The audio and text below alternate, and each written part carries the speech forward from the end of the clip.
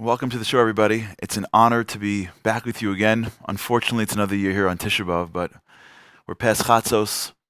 As Rav Tzvi Shalom says, Chatzos is the moment of the shell falling away of the previous year and the life force, the kusa d'chiyus, the life force of the next year beginning.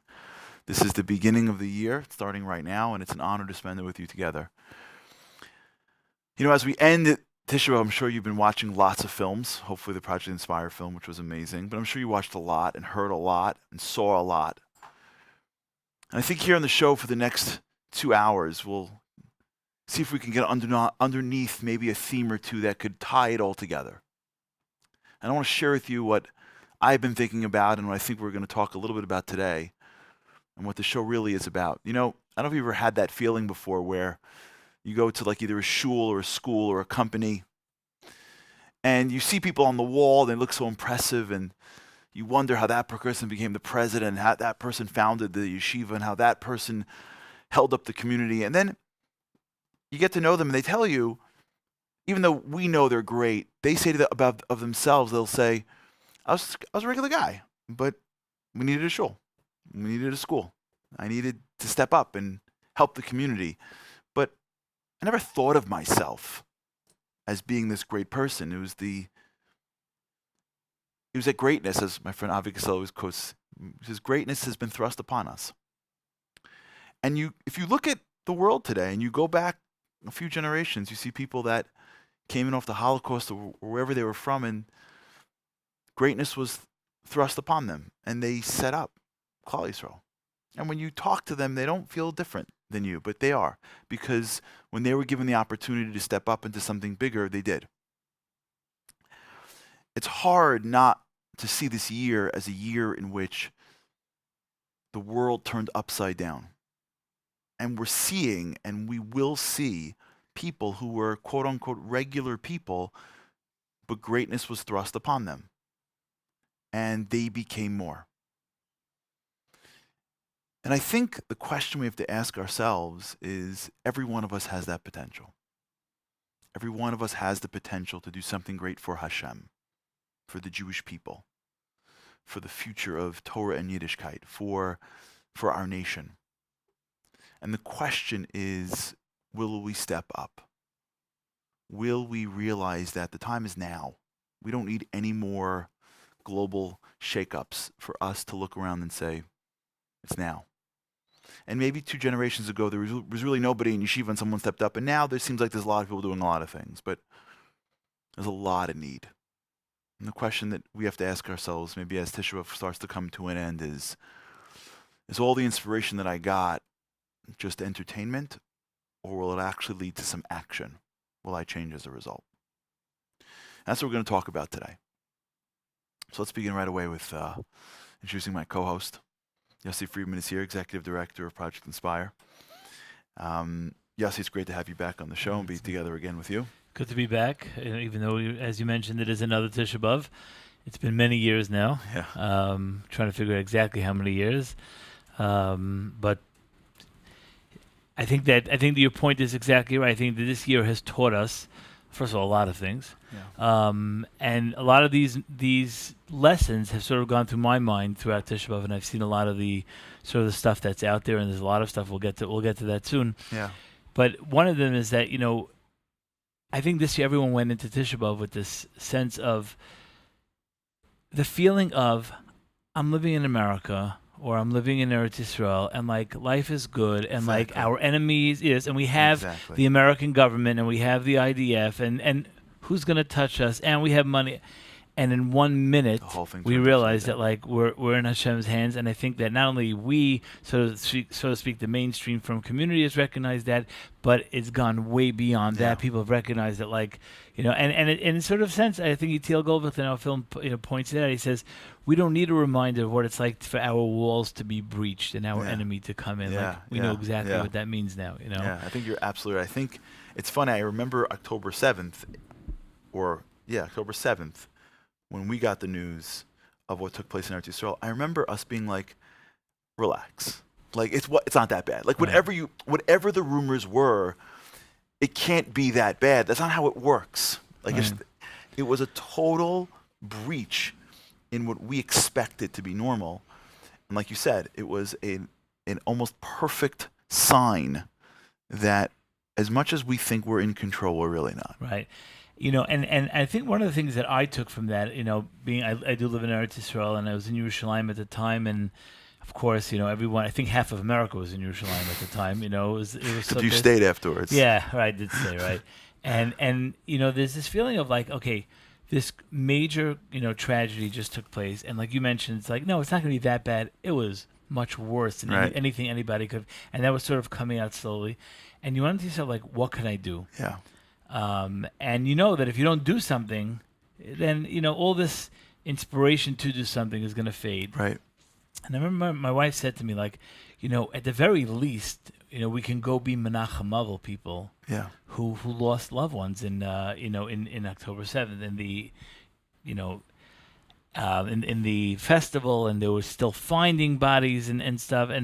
And so we got ourselves on this WhatsApp group, and sure enough, a day or two later, this message comes across that there's a woman.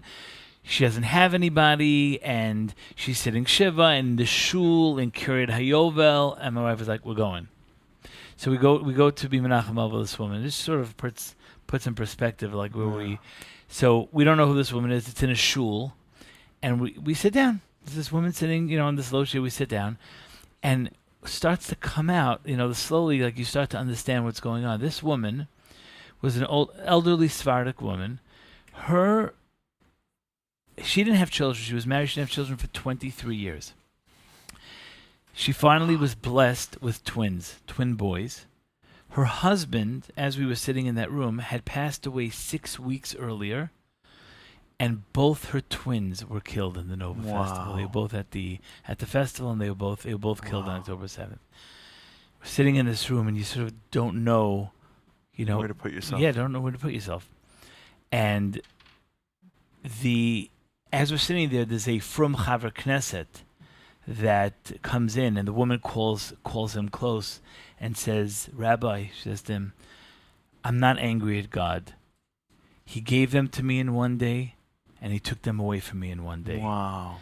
And you sit there wondering to yourself, like, am I going to be the one who's going to be mechazik her? Yeah. This woman is like a bubble of chizuk, But I felt that what was important for me is that constantly asking myself, what more can you do? Yeah, what are you doing? that's right. And I think that's the question we are all asking ourselves throughout the year. And I think I think what you, by saying I'm going to do something, put you into a certain way. I think that's the dynamic that I think we need to really discuss here, which is you could have sat back and said, I'm waiting for the thing that I really want to do. Right. That's not it. That's not it. You know what? That's not so me. You're like, you're going to go be Menachem Avil. Like, how uncomfortable could that possibly have been to go to some strangers, Nicham Avelim? And what was great about the story is that because it wasn't like, you're not getting honored at a dinner for it, but it was real, and it's a mitzvah. Right. And you were doing something now puts you on a path to doing more. Right. And look, and I know people who, whether it was taking on the, certain davening or certain learning or certain schools. I remember, my son-in-law told me that in his yeshiva they had signs, like learn b'schus whether it's a hostage, a soldier, or whatever it is. Like everyone, but I think the point was do something and do something now. Yeah. And that's really what we're going to discuss again. Like I mentioned, there's a lot going around today, inspiration-wise. Obviously, my friend invited me if I want. He rented a big screen for for Tisha B'Av. Because who has to go anywhere? Like the Super Bowl. Yeah, right. Exactly. Lahavdil. But the truth is that when it came time to the Project Inspire film this year, we put a lot of thought into the fact that we don't want it to be a tearjerker video of like, this is going to be like, oh, it's a real sad, but it has to have, like you mentioned, sort of an action point of like, I can do something. I want to do something. And of course, as with Project Inspire Films, it always features from people who have gotten involved with less affiliated Jews and have really changed, the course of their lives. And so this year, we were searching for the stories that would have all these elements together. And of course, we did one of the stories that we did was the story of this fellow, Omer. Omer was 21 years old. He was at the Nova Festival, and he was taken hostage at the Nova Festival. But he has a friend who was taken hostage with him, who was then released. Right. And the friend tells us how Omer, this boy, is a secular boy from a family in Herzliya, is keeping Shabbos in captivity. Incredible. I want to play that clip, and we Sure. can discuss it afterwards. Incredible. This is Omer Shem Tov.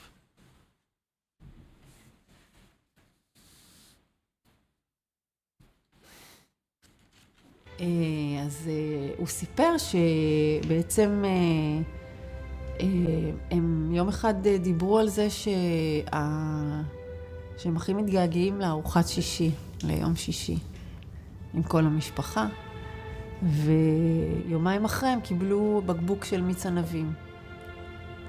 גם בבית מסורתי שעושים קידוש, והיה מקרה שהוא בא אלינו עם מיץ ענבים קטן, ואני ועומר פשוט מסתכלים אחד על השני, וכזה יש משפט שאומר, הסתרו דרכי השם, שהוא שמע אותנו, שאנחנו רוצים לעשות קידוש כל שישי, הוא שלח לנו מיץ ענבים. היה לנו גם בייגלה את המלח כדי לעשות המוצי. היינו לוקחים מהבייגלה מהתחתית של השקית, ואז המיץ ענבים הזה הלך איתנו כל שישי. כל פעם אנחנו ממלאים כוס עד הסוף, לוקחים שלוק קטן ומחזירים לבקבוק. ואז אחרי זה נותנים חיבוק, ואומרים, בעזרת השם שישי הבא אנחנו בבית.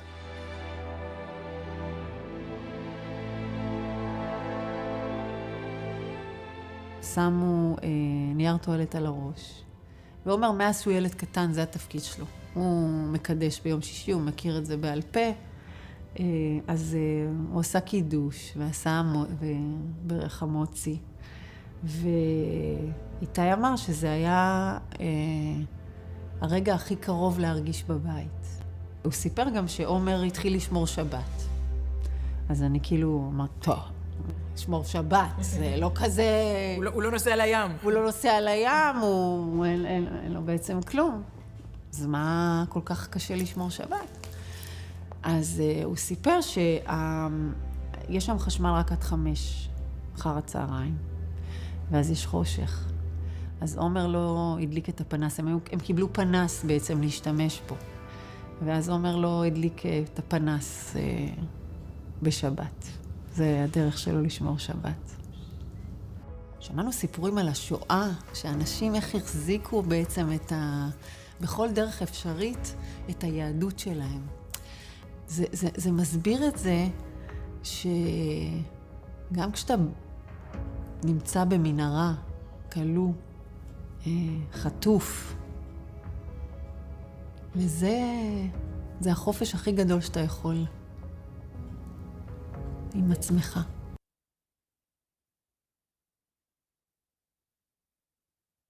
So here you have this 21-year-old boy in captivity, keeping Shabbos. Who never kept Shabbos before. He never kept Shabbos before. The reason he knew Kiddush, and there was a lot of questions. Because he did it as a kid. Right, because it's a great film. I couldn't believe when I watched it. It was really cool. Because the mother heard Kiddush for the first time in her life when she was 15 years old and said, "This is what's going to happen in my house." Right. You know, the whole thing is.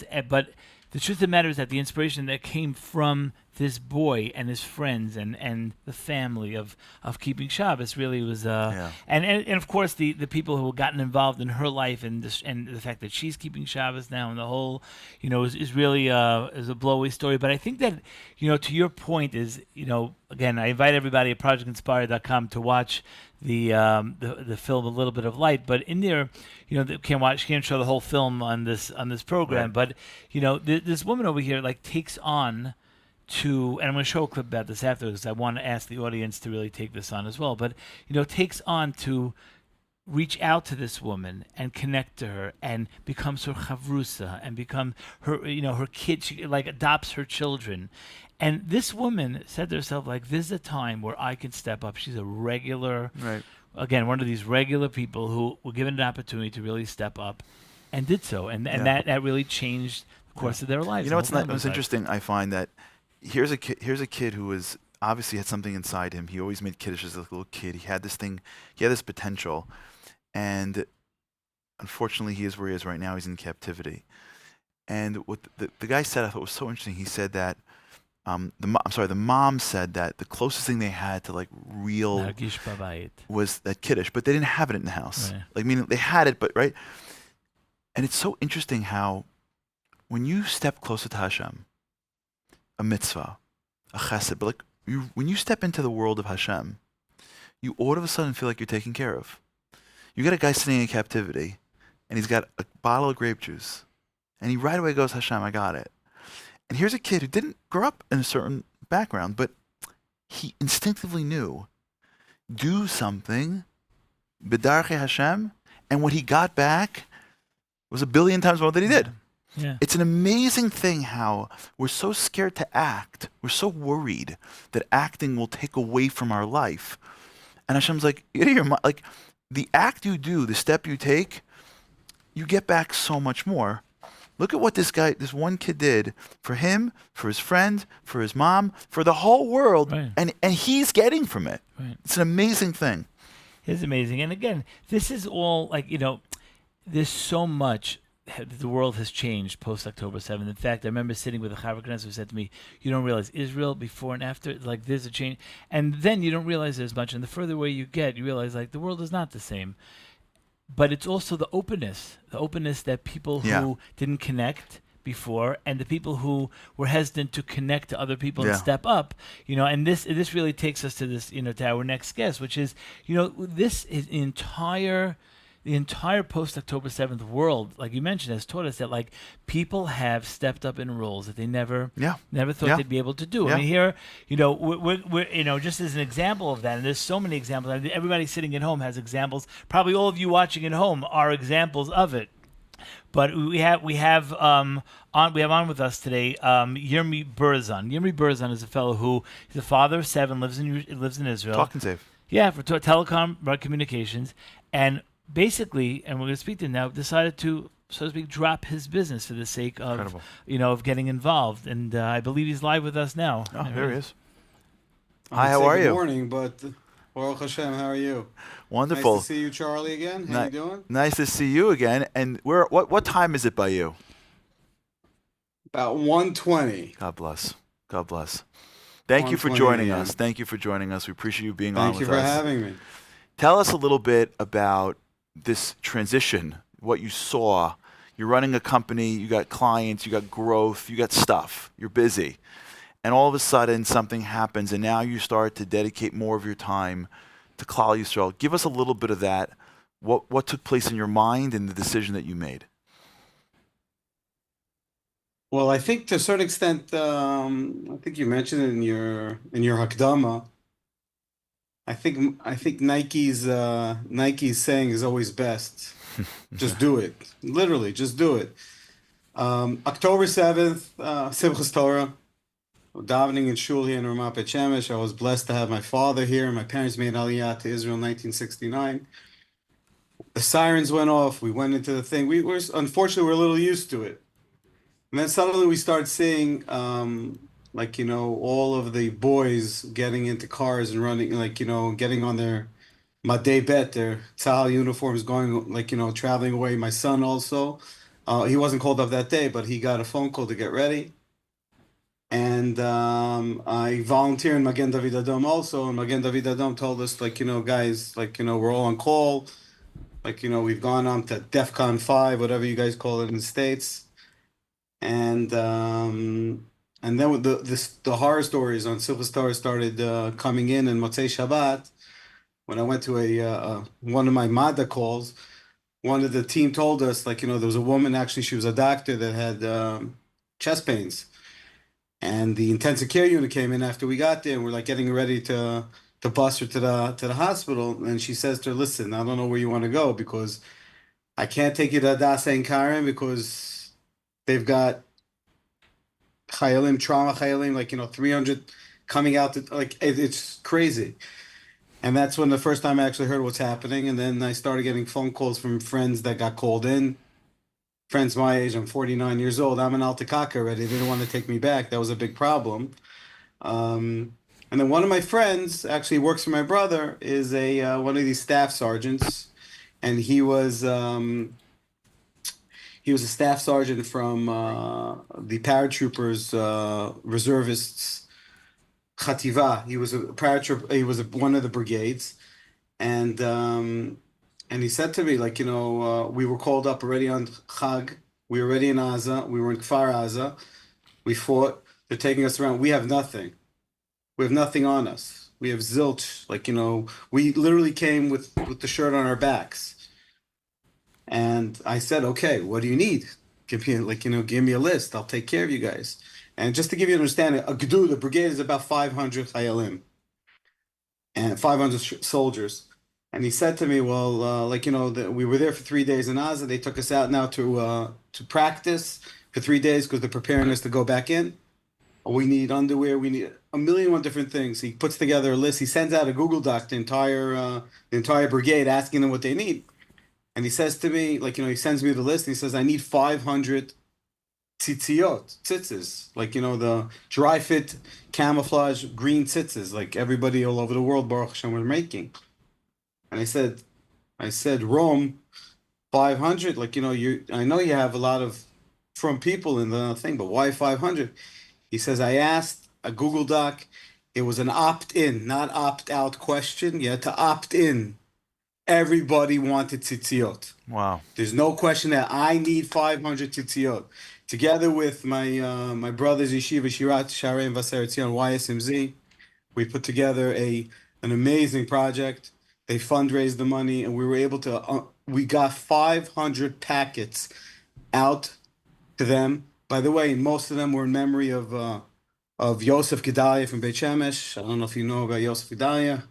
A friend's son, my friend's son, my son's friend, also my son Shmuel, and him were the same exact age.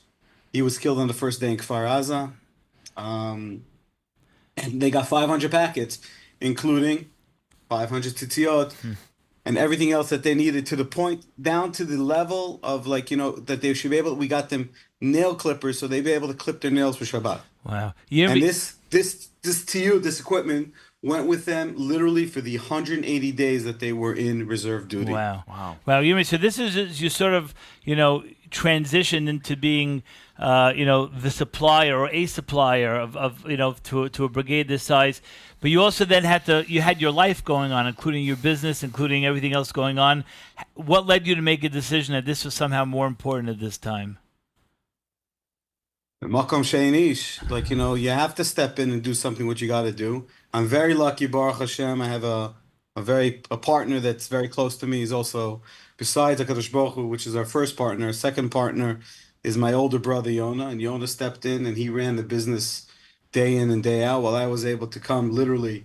I think since the war started, I probably accumulated probably a month work of being a business owner. A month work is more than the 180 hours everybody else works, right?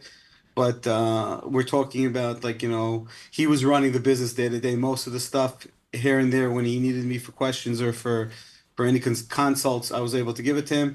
But everything else, I was literally doing projects. I was doing projects with Boots for Israel, with Yakir Wachstock, Donnie Fine and Mitzvah Opportunity, David Rose and the Magen Fund.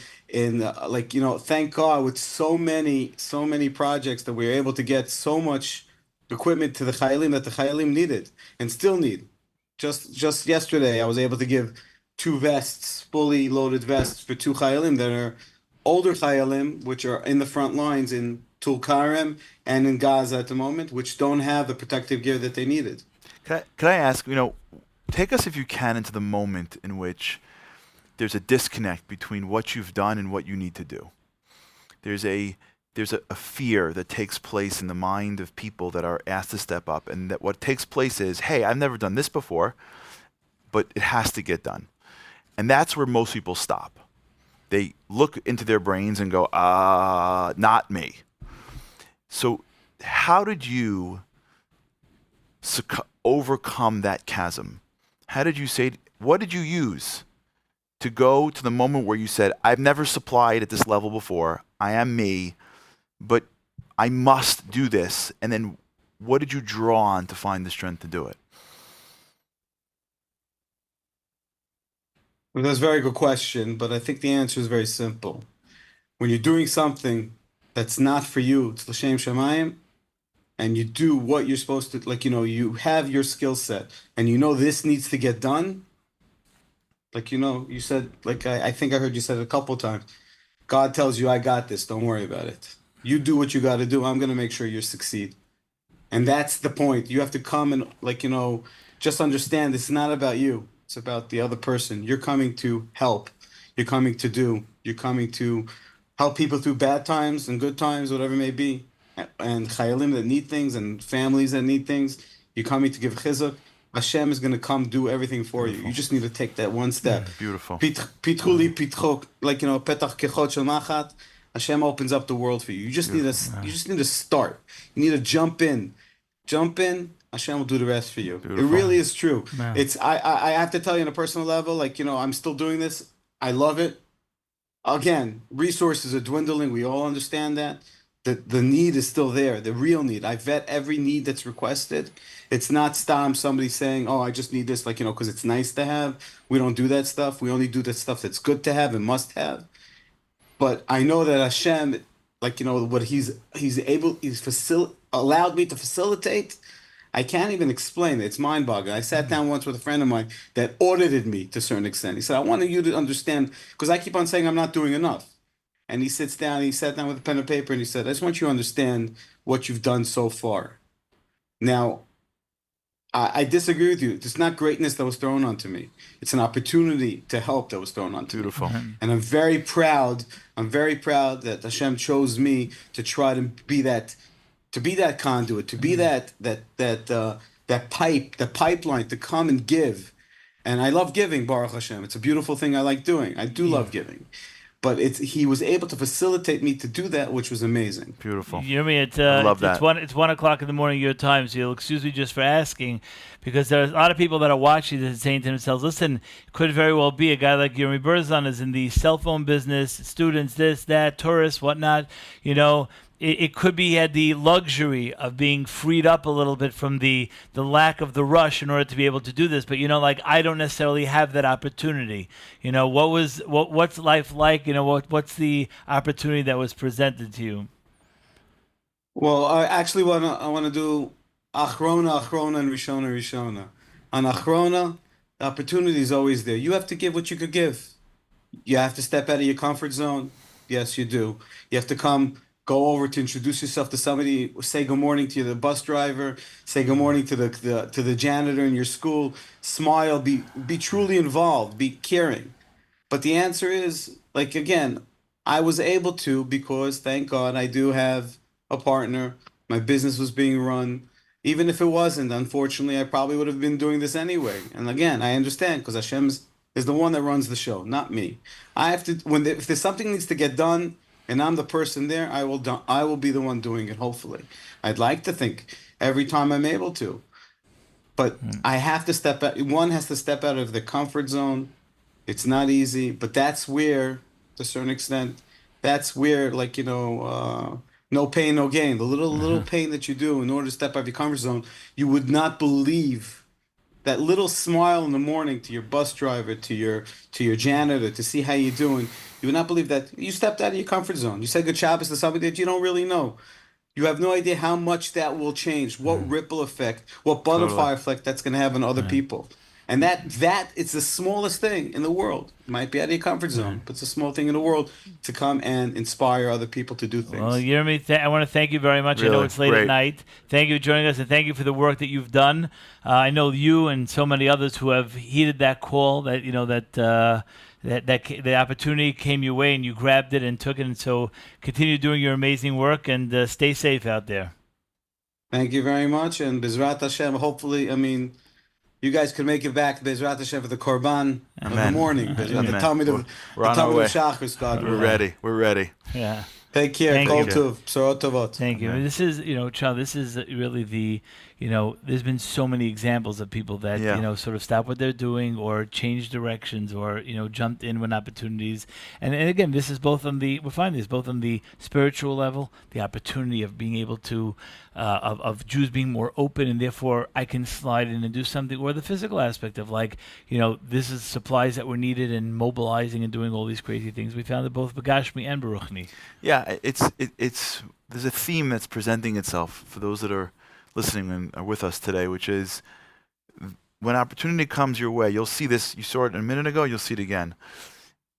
It presents itself as something that is beyond what you've done before. Because there needs to be a gap. You got to earn it. You got to earn it. You don't just roll into making a difference. You have to earn it. And the earning is when you recognize the gap between what needs to happen and what you've done. And usually it's, I haven't done that. And that's when some people go, well, then I shouldn't. And then very few say, well, then I should. And I think what I took from that conversation was, here's an individual whose life was heading in a direction and then saw a need and went out and recognized that even though I don't know how to do this, there's some talent that I have inside me. I'm a natural giver.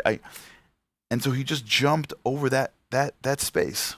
Yeah. And I think that's the lesson of life. I think the ability to jump over that space of discomfort for Hashem. And he said it, Lishma. It's not for you. It's not for your glory. It's for Hashem. That little thing is what separates those that make a difference and those that don't. Right. Part of the way the world changed and the opportunities that come up is because, of course, one of the things is like, oh, the great America will come to ours, but we've met students and situations here, even in America, that have, anti-Semitism is on the rise, and we all know this, and we feel it in different ways, and certainly, kids on campus are feeling this, is, all these protests going on. But for this Tisha B'Av, Project Witness put out a film entitled Red, White, and Jew, and that was produced by Guy Orman at Big Productions, and it's a story of anti-Semitism in America post-October 7th, which is on the rise. We have a small clip to show you from that video. We are the most resilient people in the history of human civilization. The only challenge is that every generation has to learn resiliency on its own. We don't absorb it genetically. I go around speaking about the Holocaust all the time, more than I want to, because I'm a witness and I got to talk about it. And no one in packed halls that come to hear my story, nobody in that room is ever under 50. So that the shame of being a Jew and the absence of any kind of substantive Jewish education, the notion that there is something of value in being connected to this magnificent people and to the world that it inhabits is substantially lost in the American experience. So how do you get these Jews that you're talking about that have lost their connection to their identity? It's like, we're saying we have to start from zero, but we're already dealing with like a situation that's magnified times 100. We want to say start bringing Jews back, but already so far in this fight, in this challenge, in this environment that's become so vicious. I can tell you what I did on campus. I convinced them that I was open, and I convinced them that education and thinking about things was worthwhile. Challenging the existing values. That's what college is supposed to do. It's supposed to make you ask the big questions and particularly not to provide answers. Interesting. And I think what we're seeing here is maybe an understanding of some of the challenges on college campuses. Over the course of the year, I've had the opportunity to take a whole bunch of those kids to Washington. It's scary out there. I think if you're not on a campus or send your kids to a campus, you don't really get it. And I think that the film just begins to touch on this idea of the clip. I'm sure the film does it beautifully because they always do. Project Witness is an incredible organization, and they have incredible films. but I think it's important for us to understand. And what we don't want to do is really delve into this because it's too uncomfortable for us. Like, I don't think anybody wants to say, within 2 miles of my home are kids screaming jihad, which they are, or go back to Europe, or, from the river to the sea, which is sort of like the most benign of them, which just means wipe out Israel. Like that's like at least we don't want to even begin to understand of a rise in anti-Semitism in our comfortable place called America. Right. It's going to be too hard. Like, we're not ready. Right. It also makes it scarier for people to step up in this role, because stepping up means that you need to know what the real issues are. Yep. And that was part of the stepping up post October 7th, is that you have to recognize like how severe the need is. I remember people asking me like, really? The army needs this? Or really? You don't realize until the need, the need hits you to realize like, what the role is to step up into. I'll tell you what I think is underlying this too, is that I think that a lot of diaspora Jews, myself included, have been raised in a world of like, keep your head down. Like, don't agitate the neighbors, right? Like, you ask a regular Kiddush Hashem. Yeah, I love that. You ask a regular American kid, what is a Kiddush Hashem? He's like, well, when you give the Slurpee to the UPS guy. Yeah. Like, if you're nice to the Gentile, if you're nice to, then that's a Kiddush. Like, I was trying to explain this. No, also Kiddush Hashem is when another family is making noise and great events. Exactly. If you're in a public place and a frum family does something that's even if it's within their right, but the non-Jewish family is looking like, really? 8 kids? Like, Chil Hashem. And it comes from a world of like, we're like head down. So I'll tell you like a great story. So there's a friend of mine who works in an office. He's like, you got to hear the story. After this was, do you remember when unfortunately the shul in Pittsburgh got shot? Sure. Man. So after that week, his non-Jewish friend walked in with a yarmulke. And he's like, you should convert? He's like, no. He's like, you're wearing a yarmulke. So he says to him like this. He says, I read that Jews now are scared to show their Judaism because of what took place in Pittsburgh. Because they're now worried. He's like, you guys are scared? He goes, don't you believe that God created the world? Like, you're scared of out of anybody. Like, He created the world. Like, you have the right to put on it. It's like, you know what? I felt like I had to do something for you people. I don't know what to do. I'm not even Jewish. He goes, you know what I did? I bought a yarmulke. So at least one guy walks around going like, don't mess with me. So you know what he did? He put the yarmulke on when he left his apartment, just so that when he took the public transportation, he had a yarmulke on his head. And then he took it off at the office. Because he wanted to like be in solidarity with Jews traveling, as if like it's open. And like the guy's telling me something, and like, that's the stoltz that we got to walk around with. Right. You know, like, I'm a Yid. Right. My father created the world. Like, you telling me I can't walk down the street with the yarmulke? Like, and I think as a Jew, diaspora Jews, at least some of them, are not raised this way. We're raised very different. Israelis have a lot more of this. Sure. Americans are much more like, let's keep to ourselves, don't agitate anybody, like, let's just be here. And then when that starts coming in, when we start hearing anti-Semitism coming close, we don't want to hear it. Right. And this is, like you said, this is the moment to step up, but everyone has to know what they have to do. Right. It's interesting because our next guests are actually, big deal that teenagers are waiting up middle of the night in Israel. But there are two young fellows who, after the October 7th massacre, who basically both stepped up in their own ways, and we're going to hear from them. We have two 15-year-olds, Akiva Fine and Chaim Middledorf from Ramat Beit Shemesh are with us. Both separately, they do their own things. We're going to find out from them. Hold on, we have to. Yeah, you guys gotta. We're going to find out from them exactly what they do. Want to welcome you in the middle of the night, both Akiva and Chaim. Welcome. Thank you. Okay, so it's an honor to be here. Okay, good. Akiva, let's start with you. You're 15, if I have that right. Yeah. Right. So it's post October 7th. I'm sure you were in Beit Shemesh at the time, hearing rockets, and the world gets turned upside down, like Charlie mentioned before. and you're a 15-year-old kid, which in Israel is like, what do they call it? Midlife crisis at 15. No, but in all seriousness, you decided that you had to do something. You stepped up. What was it that you felt you had to do, and why? So after October 7th, I've always had the urge to do something in scenarios. So after October 7th, I felt empty. I felt like I had to do something, as a lot of people did. So then I started to just go to bases and bless soldiers. And then my father was, with his mitzvah opportunity, he was doing a lot to raise money. And then I was helping him with that and bringing a lot of equipment to soldiers. And that continued for 3 to 4 months. And then at some point, it just kind of died down a bit. And again, I had that empty feeling.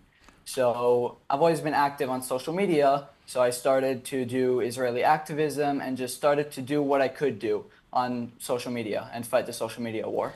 Right. Let me ask you, what was it that you saw that said, I can do something about this. Like, I have the ability to do something. And what were you seeing on social media that was bothering you, that you felt you had to actually fight this?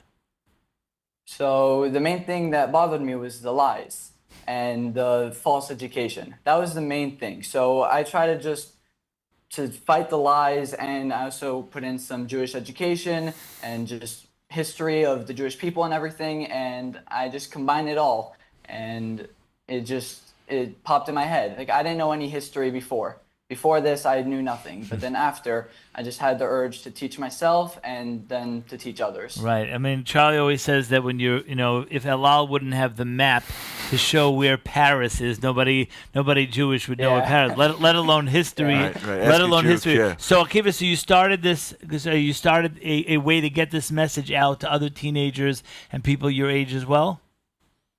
So I don't decide directly who my audience is, but I do know that there are multiple teenagers who follow me and multiple teenagers who are inspired and educated by me, and it really makes me feel good and really motivates me to continue to do it. Did you ever feel like you couldn't? Did it ever cross your mind that this was beyond you? Yes, very much so. For example, when I'm recording a video, I always just, it takes me a few tries to get a clip, or when I'm learning, I'm because again, there's so much false information. It's do I know that this is true? So then I more and more, I go to the root of the history, and I really just try to get everything. And when I'm recording a video, I always mess up. The failure always gets me, but I don't let it stop me. It gets me, but I don't let it stop me. So I always just continue and do what I do. Wow. Awesome. Chaim, let's go to you for Chaim. You also were in Israel, I'm assuming October 7th, felt that you had to get involved. What is it that you took on, Chaim? So on October 7th, like many other Israelis, were locked inside our safe room, the Mamad. And I'm 15. I can't go down. I can't fight. I don't have a gun. My father also, he's an American. He made Aliyah, so he doesn't have a gun either. And he was in the army, so we can't go fight. We kind of felt useless in a way. We looked outside. We saw our neighbors, which 3 years older than me, 2 years older than me. And for us, it's like we just can't do anything, and we see them going. We don't know if they're going to come back. We don't know when they're going to come back, and it was just a very hard time. So around the 9th of October, we got an ambulance, and he brought stuff. He brought different food items that we got down to the closed military zone down south. It started off with I got friends and neighbors and all the family and everyone. You saw the whole community coming and doing it. And we all sat down, we made hot dogs, hamburgers all day for 2 weeks. We started getting requests at some point for Band-Aids and small stuff. And then it rolled to deodorant and boxers. And one thing that's another. And now we're giving out thousands of different tactical uniforms, boots, tactical stuff, gloves, hygiene stuff. And we're just trying to help out as much as we can. Wow. And you're involved with this really on an ongoing basis? Yeah, so it started off we sometimes, and then at some point it just became more and more that we couldn't keep up. I needed to do this full time. There's days where I have 15 soldiers in my house from morning till night. My times are 7 a.m. to like 2. His times. You have times? You have time slots, Chaim? Who organizes your calendar? I'm his manager. How does it feel at 15 years old? I mean, listen, 15-year-old kids are supposed to have fun and play ball, and so now it feels like you're an adult and you've sort of skipped a couple of steps. So, sort of share with us a little bit, like, what is that like? What is it like to have a certain level of adult responsibility as a kid? So I'll answer that.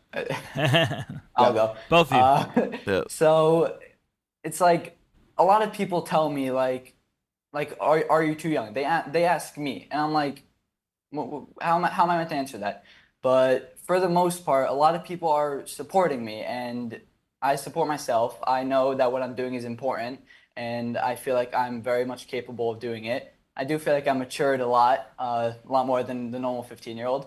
But I'm happy that I did because I can accomplish a lot before I draft to the Army in a few years. Mm-hmm. Amazing. Wow. I would. Chaim, yeah. I want to go. I want you to answer as well. So for me, it's just, yes, it's complicated to do this. Also, social-wise, emotional-wise, it's very draining. As I said before, I'm busy with this all day. At night, like, I don't go to sleep. I have 20, 30, 40, 50 soldiers I need to answer. Between then, the logistics are very complicated. So it is very hard. It's also, I'm young, so people look at me like I'm like young. And with time, like, I met different people. I met a lot of higher up people, and at the end of the day, I'm a kid, and I get to enjoy my kid life. But then it's important to realize that in Israel, it's different than whatever I see from America. That we're forced. At the end of the day, not a lot of people sit inside a locked room. Not a lot of kids sit inside a locked room, not knowing if tomorrow will be alive. Wow. I have one more question. It's amazing that you guys are able to step up into this each in your own right. I have one more question for you, just to both of you to answer, that there are many 15-year-olds or even 18, 19-year-olds that are watching this that are wondering to themselves, like, I might not get a situation exactly like this, but there are opportunities that come up in my life, meaning as a teenager, like, that come in my life where I have the opportunity to either step up or say, nah, this is just not for me. What's your message to the people that are watching this who might get an opportunity to do something big in their lives and are scared to take that jump? Just do it. Literally just Back to Nike. Because, like Nike, exactly. Just do it, because at some point you're going to see the impact that you made. Like, I see the impact that others are making, and that's one of the things that are driving me to make the impact that I want to make myself. So every teenager should know that they should just do it, because they don't know the impact that they could make. But once they reach it, they're going to not regret that they did it. Chaim? Right. So at the end of the day, everyone, especially like you see in our nation, that we're all like one group, right? Especially now, you could really see it how, like, we have different people. We have people from completely not religious to the most yeshivish, the most everything. And it's amazing to see how we could all like be together and see how, like, we have different people. We have people from complete and we get to see each other. And at the end of the day, whenever someone really believes in something, right? In the beginning, we thought this maybe going to be a few hot dogs here, a few hamburgers there.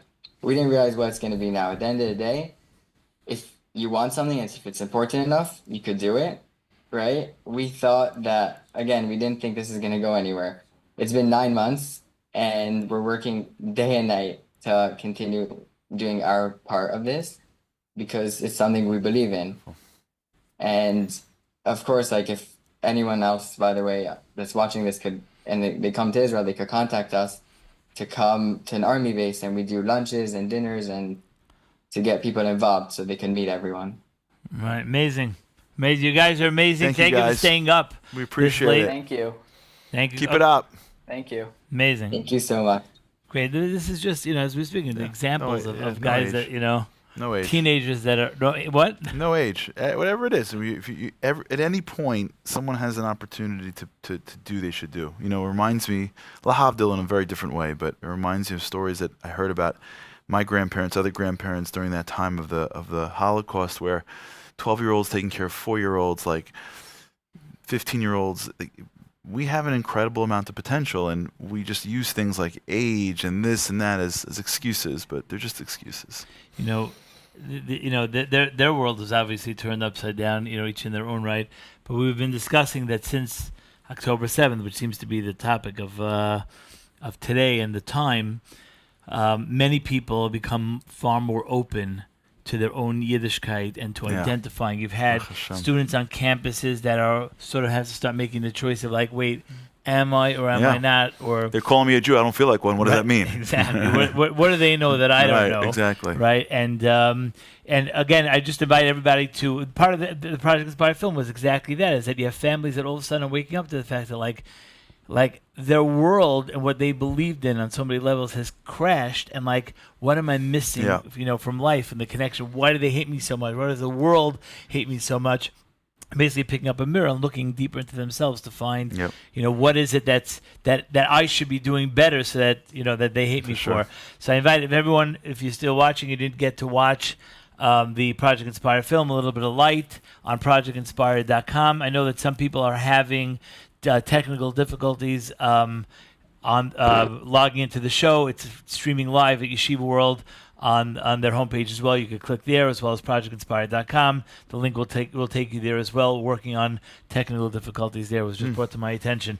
That being said, our next guest was recently at a Project Inspired men's retreat, an overnight retreat that we had. He's joining us now. This is Harry Rothenberg. Harry came on the Project Inspired overnight trip, and you told quite an amazing story, and it would be crazy with the topic of the day and the time being what it is to not to hear it directly from you. So, Harry, thank you for joining us. Thanks for the opportunity, the invite, and great to see you both. Charlie, hope to see you on an upcoming trip. Hopefully we'll be able to make it over to the Holy Land. Yes. And to everybody out there, if you ever get invited to a Project Inspired trip, just say yes. And if you're not invited, just invite yourself. Because in addition to the mentees, the people who we're trying to bring closer or further along on their Jewish journey, we need constant mentors and every bit of it. The classes, the food, the activities. I learned a new sport. I'm playing pickleball now with my sons. They're fantastic trips. They really are. Oh, right. Nice picture. So Harry, tell us a story that you ran into, which really goes to our theme, which is not only that the world has become a different world post October 7th, but the fact that people have used opportunities to step up and connect with people in a different way since then. Sure. So my wife and I have very close friends, a couple.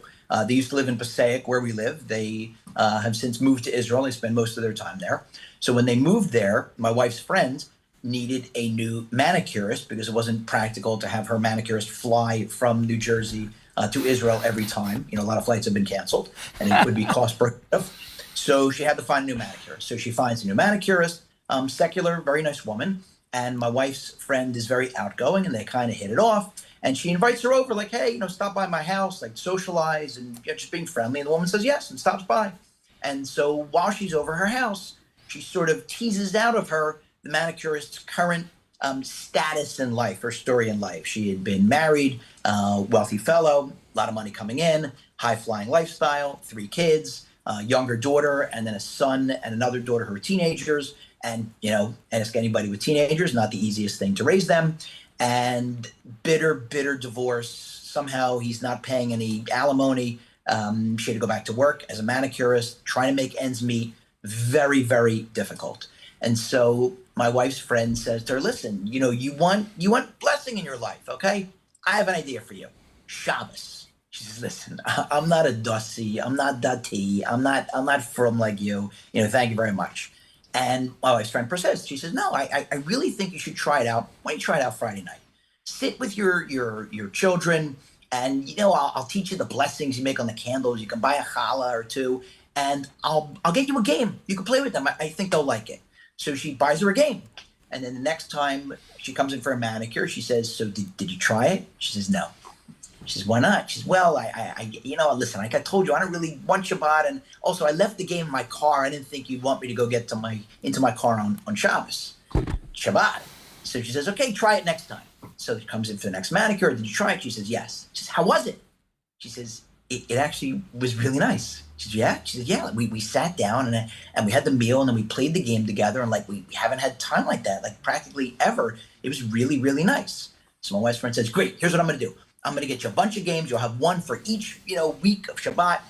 Keep it up. And so she keeps it up. And so over time, she's keeping Shabbat Friday nights.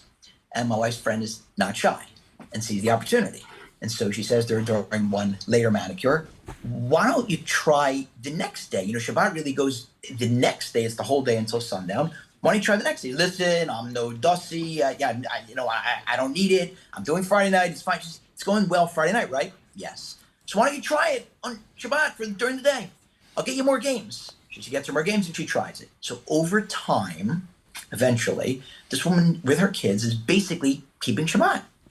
And it's going very nicely. Does she know all the laws of Shabbat? Do we all know all the laws of Shabbat? To the best of her ability and knowledge, she's keeping Shabbat. And one day she goes in for the manicure, my wife's friend, and the manicurist says to her, I have to tell you a story. She says, yeah. She says, I told you I met a guy. And she says, yes. And I told you it was getting serious? Yes. She says, well, a couple of days ago, he said to me, we have to talk. And I was worried by the way he said it. And we sat down to talk. And he said to me, listen, I know we're getting more serious. And I just need to tell you something. I don't think we can continue dating. And she said, what are you talking about? And he said, well, you need to know this. I can never marry somebody who's not Shomer Shabbat. Shomeret Shabbat. She says, what are you talking about? I keep Shabbat. She says, well, what do you mean? Like, you're secular. When do you keep Shabbat? She says, I keep Shabbat. He says, really? She says, yes, I keep Shabbat. She says, okay, we can keep dating. And so some period of time later, the woman comes in. My wife's friend comes in for manicure. And the manicurist shows her engagement ring. And she says to her, you didn't just give me Shabbat. You found me a husband. Wow. Okay? Now, amazing, right? But Charlie, I know you, and you're saying, solid story, but there's no way the Project Inspire brought Harry onto the show to tell that story. There's got to be more. There's always the next level you take us to. And there's the next level, okay? And when I heard this, I told my wife's friend, I need to hear this face to face. Not that I don't believe you. I want to hear it face to face. So she brought the woman over because after she got married, the woman moved with her new husband and their youngest daughter to Passaic, New Jersey. So my wife's friends and this woman sat at my dining room table and told my wife and I the rest of the story. So after she moves to the States, her oldest son is already out of the house, past his Army service, doing whatever he's doing. But the older daughter, who's no longer a teenager, had just finished her Army service. She's still in the house and still has access to the family car. And so the manicurist, or former manicurist, says to her daughter, you need to make a decision. Are you going to continue keeping Shabbat? Because in Israel, if you don't keep Shabbos, you pay full freight for your auto insurance. But Is if that you keep true? Shabbos, Yes. What? I never You knew get a this. discount for keeping Shabbos? Yes, because It's the amazing. car It's what doesn't I do move. for a living. Really? I didn't know this as a personal injury attorney. I didn't know, but apparently, you want to save 15% on your car insurance? Go to GeicoShabbat.com. That's a great move. Who did that? Project Inspire? Like who pulled that off? Archim? Well, think about it. If you're not driving one day, I love busy that. day when everybody's off work, right? So less chance of an accident. So she says to her daughter, you need to decide if you're going to continue keeping Shabbat. Because if you're not, I have to put the car back on the insurance. You cannot get into that car without insurance. And don't worry, I'm not pressuring you. You're an adult. I have enough money now with my new husband's income. I can afford it. Just let me know. And she says, no, Mom, I thought about it. I want to continue keeping Shabbat. She says, okay. A month or so later, she's talking to her daughter. And her daughter says, Mom, it's so difficult to keep Shabbat. She says, what do you mean? What changed? We've been doing it for a while, like for a couple of years. She says, what do you mean what changed? We used to sit together. We would play the games, me and you and my sister and my brother when he'd be over. Now my brother's not around. He's doing his own thing. You left with my younger sister. You're with your new husband in New Jersey, wherever that is. And I sit here alone. None of our neighbors, none of our friends keep Shabbat, except for rare times if I go away somewhere. I sit for 25 hours alone. It's like a tiny Dibor. I don't speak to anybody. It's so difficult. Her mother says to her again, You're an adult. It's your decision. Just say the word, and I'll put the car back on the insurance, and you'll be able to drive. I'm not forcing you. She says, no, it's difficult, but I've been doing it. I want to keep doing it. Now, this young woman was a very, very big fan of music, would go to concerts all the time. A friend of hers, a male friend of hers, wrote to her and said, I got tickets to this awesome concert. She showed me the text messages back and forth. She writes back to him, when is it? In Hebrew. He writes back to her with the date. She writes back to him, Zeh Shabbat. He writes back to her, Ad Shomeret Shabbat? You keep Shabbos? What are you talking about? She never told this to any one of her friends. This is the first time she's telling one of her secular friends that she keeps Shabbat.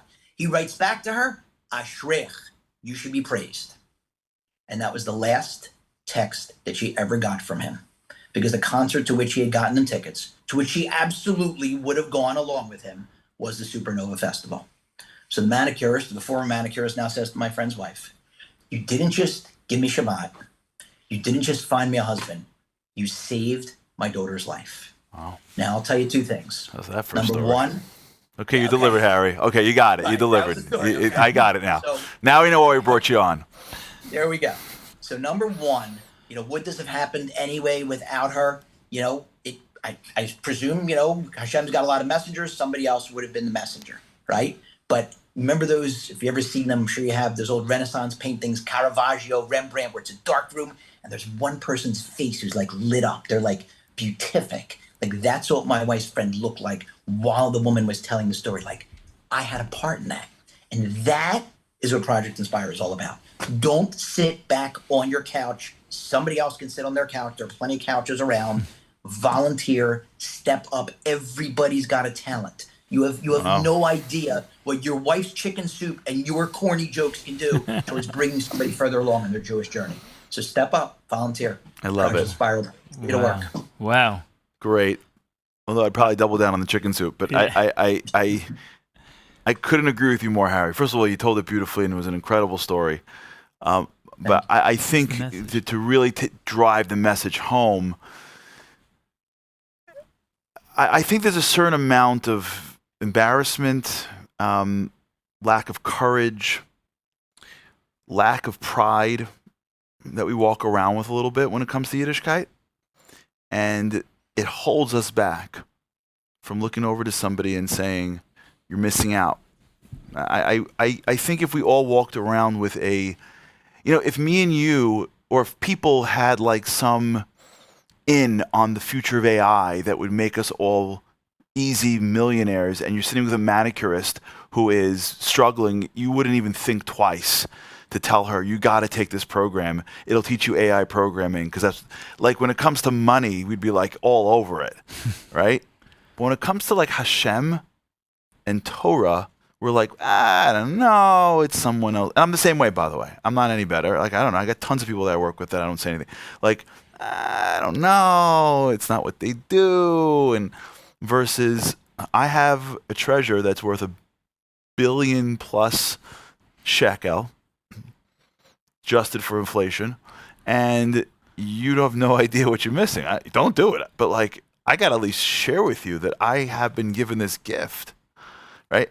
And I think to me, this story is not just that someone got saved. I think the beauty of the story is that your friend, who's not even a trained professional, so to speak, as if there is such a thing of a cure professional, is just so persistent. Like, she just doesn't let up.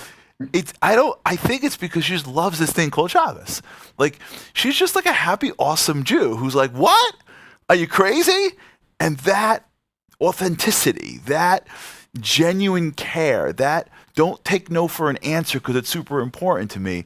Like, it's this chain. It's you can't turn around. Like, you know what I'm saying? There's a chain to that. It's not aggressively, and I think if we just let ourselves, like, just breathe that we're the luckiest people in the world, and we just want to share it with people, I think that chain would really ingratiate us even in a deeper way. And to me, this story is so beautiful because it's really this wonderful woman who just showed up and was shocked that someone didn't get the beauty of Shabbos. And Hashem's like, I got it from here. Like, I got to take, I love it. Let me make this an amazing story. I got Harry on. I got Harry on the bench. He'll tell it in about 4 months. We'll work the whole thing out. I got it from here, but like, just that, that's stepping up. I couldn't agree with you more. Right. And you're scaring me because as you're telling the story, I'm thinking to myself that for all the work we do, there's always that time when you sat next to somebody in a plane and they were Jewish and something came up. They saw you open up something. They saw you with your kosher food, whatever, and they asked the question, and we didn't invite them for a Shabbos. That's it. Had the opportunity. That's it. And it's that simple. Just say, hey, want to come for Shabbos? That's it. Oh, you have to love it. So do I. Hey, and I come for sit in my sukkah.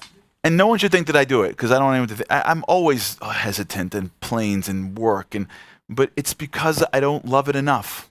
And I think that if we just recognize, listen, if someone said to us that Mashiach would come if 50 more people put on tefillin or 50 more people did something, we would do it.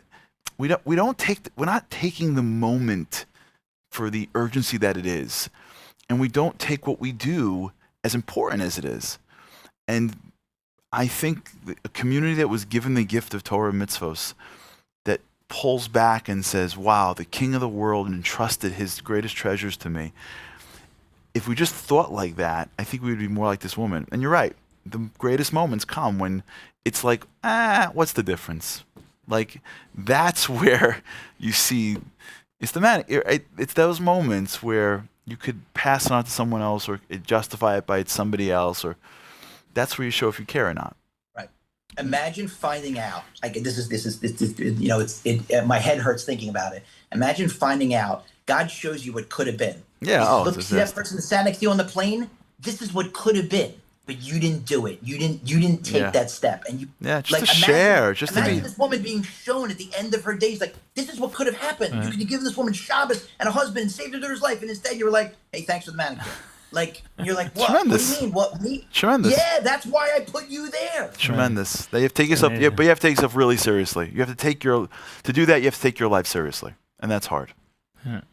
Harry, you rock. Thank you for coming on and inspiring us. Have an easy rest of the fast. Thank you very much, Harry. This is a child to this point. This is Rabbi David Orlovsky has this famous, saying that he used to say, which is that, picture yourself going on the escalators up to Gan Eden. And as you're going up the escalator, there's an escalator coming down, to Gehenna. And, you're at a certain point, your escalators cross, and you see your neighbor is on his way down, right? And your neighbor looks at you, and you're on your way up, and he says to you, you knew about this?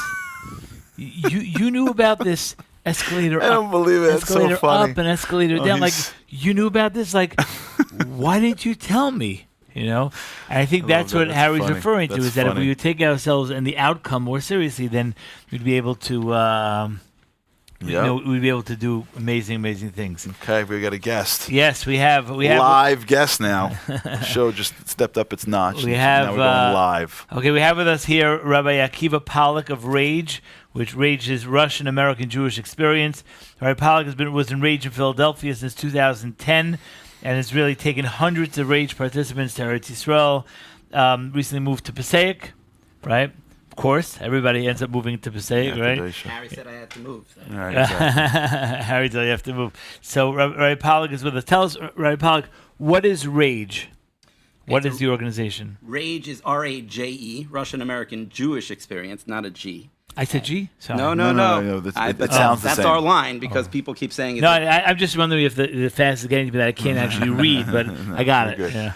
So Rage is a program. We've been around since about 2007, and we bring students, non-religious or soon-to-be religious students, to attend classes, Shabbatons, all different kinds of programs, and then we try to give them a free trip to Europe and Israel. Right. I mean, part of the beauty of Rage is I understand that we're sitting in Brooklyn. Rage operates in Brooklyn, probably the last place that people think that there are Jews to be reached in Brooklyn. Yeah, absolutely. Rage operates in many very religious towns. It's in Baltimore, Manhattan, Brooklyn, all over Philadelphia. Absolutely, Philadelphia. Absolutely. Right. And so you're taking on the trips to Israel, and then you're basically growing these students through your organization. Right. It's a great opportunity to be able to teach students, learn with students, and then go on an incredible trip with them and really bond with them. And I always tell everybody that our work really starts after we return. Because if somebody comes on our trip and they're like, wow, I'm all inspired, and then, hey, have a good day, we don't see you ever again, what's it going to be? So Baruch Hashem, we have the opportunity to bring them back, and then they live in the community and go for Shabbatons and go for all different kinds of things. We've actually started other trips as well. We do Poland, Prague, Vienna, all different kinds of places, just in order to keep students more involved. And who is this wonderful student you brought with you? Oh, so we have with us here, David Abramson is with us as well.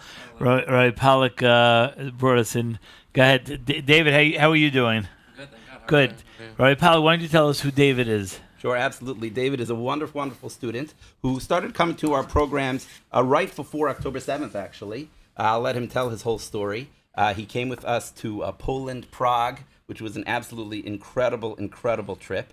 And he's been growing incredibly over this really very short time, and it's unbelievable. Really, very, very special student, David. First of all, hello, everyone. Thank you for having me. This is my first time fasting for Tisha B'Av, so if I fumble my words, please excuse me. You know it ends at 11, right? I've learned enough. God's all in you. Now, there's no more you. Now just Hashem putting words in at this point. Where exactly. it's all that's all that's left. Amazing. It's always good, been good for you, David. Amazing. Yeah, really. Thank you. First of all, how you fasting? How you doing? Hanging in there. Yeah. I'll get through. Harder than you thought, or easier than you thought? Yeah, I always headache, every time. But yeah. It is what it is. Welcome to the team. Welcome to the team. Exactly. Welcome to the headache. I'll get team. better every time. No, you're in. That's it. Once you fast, once you go through this calendar, you're in the crew. We celebrate together, we fast together, but your ability to step up and for the difficult times is inspiring. So where are you from, David? I'm actually from Staten Island, forgotten borough, but yes, there are Jews there. I think it's called the Borough Parks. Did you know that? Yeah, but by the way, ever since the sanitation, the dump thing was removed from there, like people don't even realize they're in Staten Island anymore. You used to get this like friendly reminder as you pass by, but like those days are gone, right? We love Staten Island. Very nice. Go ahead, tell us what brought you to Rage. Yeah. I didn't grow up very religious. My family was like a Yom Kippur, Rosh Hashanah, Purim kind of family, Hanukkah obviously. But Judaism was always like an accessory to my life. It wasn't a main part of it. And my only connection to Judaism was actually like a Jewish club I had in Staten Island because of Rabbi Zucker at CSY actually. And then eventually, on a whim, I decided to join Rage. I was like, hey, maybe I'll check this out. I heard about it from some people. And then October 7th happened. And honestly, I don't know where I would have been, like, emotionally, mentally, if it wasn't for Rage. Like, to have them there, to have such a community of, like, people who grew up just like me, and they're also trying to find out, why is this happening to us all of a sudden?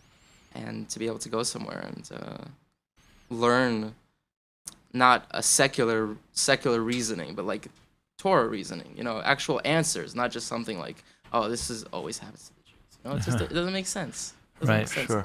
Did you get the feeling?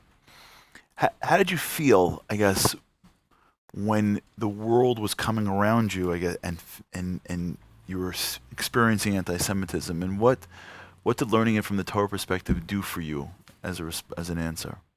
Yeah, no, it was crazy to see friends from high school that on October 7th were already posting defending Palestinians. It's a complete flip around of like, since the Holocaust, people have been kind of defending the Jews, but all of a sudden it's not the case anymore. Yeah, We don't have that. It goes quick. Yeah, unfortunately. But from a Torah perspective, it really makes you think like there's a bigger reason to this. It doesn't make sense. One of the things that we learn at Range, one of the first things is the 1940s, 1930s in Germany was the time the Jews were most assimilated into society. Yep. And it's because of that they turned against us, not because we were actually with our heritage, with our traditions, learning Torah. And there's only one way to combat against it. It's really, being together and learning Torah. Yeah. Wow. Yeah, yeah. No, I'm saying, Akiva, David joined us here today, but I'm sure there are many others like David. What have you, as someone who runs a Akiva organization, seen in the development and the reaction of students post-October 7th on this level? Yeah, absolutely. I'll tell you an interesting story. Our first class in Manhattan, in our Manhattan branch, we dedicated to October 7th. because it was right after it happened. And we had like 40, 50 students in the room, and we're talking. And suddenly two students got up and said, please don't do this. And we're like, what are you talking about? And they were actually on the other side. One said, I just don't want to talk about it. The other said, oh, my best friend is Palestinian.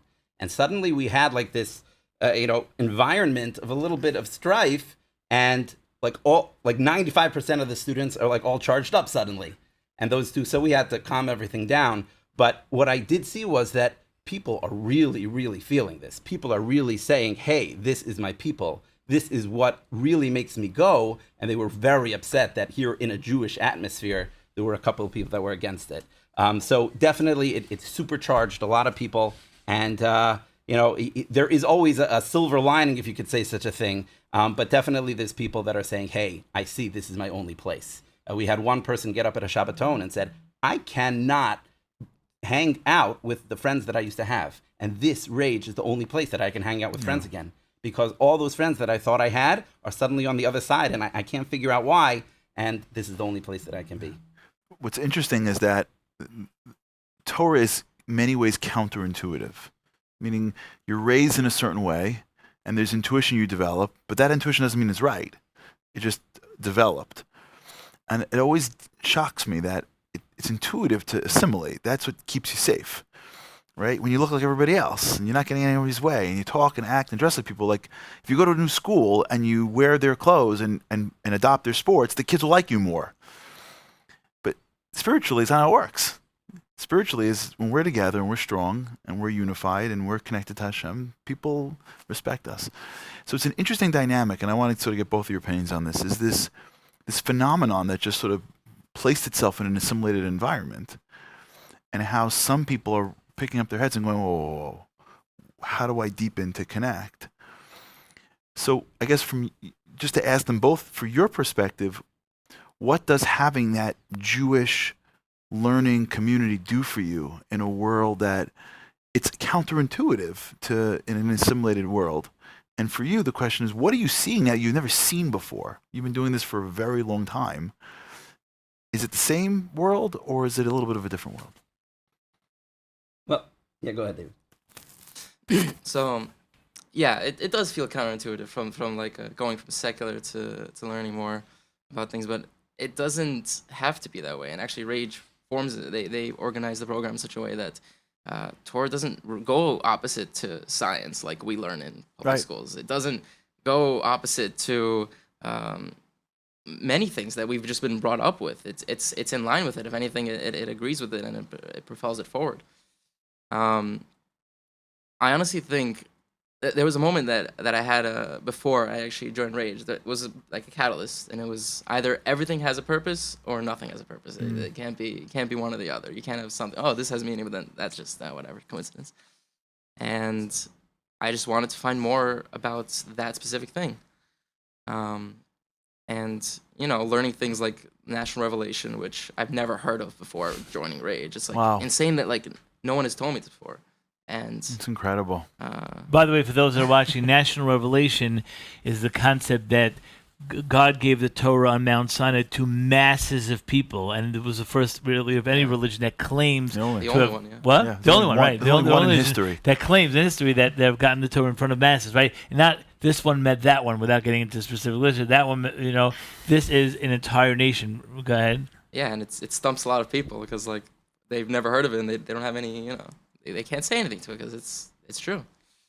And just the Torah, it simplifies things in some ways. Yeah, it complicates things, but now you know what to study. It's not like nothing has meaning, so now I got to figure out what is important, what I'm going to decide is important in my life. No, Torah is important. You study that, and then you can decide and make decisions based off of that. Wow, beautiful. You're. Yeah, absolutely. We were talking about before about the Poland trip that we did. Many years we've been going to Poland, to the concentration camps, to the ghettos, and it's powerful. It's always a very powerful trip, and we always have students come out, wow, it's life-changing. This year was unbelievable for all the students because they literally saw firsthand what's happening right now, happened then, and it's like literally watching it, seeing the children cars taking children. It was incredible. And that really brought home to everybody that history has taught us that really the only way to be Jewish is to be Jewish. as much as we're trying to be Jewish in so many other ways, like look through history, time and time and time again. Every time we didn't act as Jewish as we should, boom. So it was an incredible, powerful lesson, and a lot of people who came on that trip really grew, especially David and others as well. So I think that's a big lesson. Wow, amazing. Both of you, Akiva and David. We're here, Project Inspire's message really to the world and to our community is that post-October 7th, the world is more open. And we as religious people go around and we have this wealth of knowledge, like you were explaining, like all stuff that you didn't know about before this was exposed to you. But like now is an opportune time to meet people and they're more open. Would you say in your experiences that is what people are open to now? 100%. I have some friends that like now they're keeping Shabbat with me, like just on a whim, because of everything that's happened.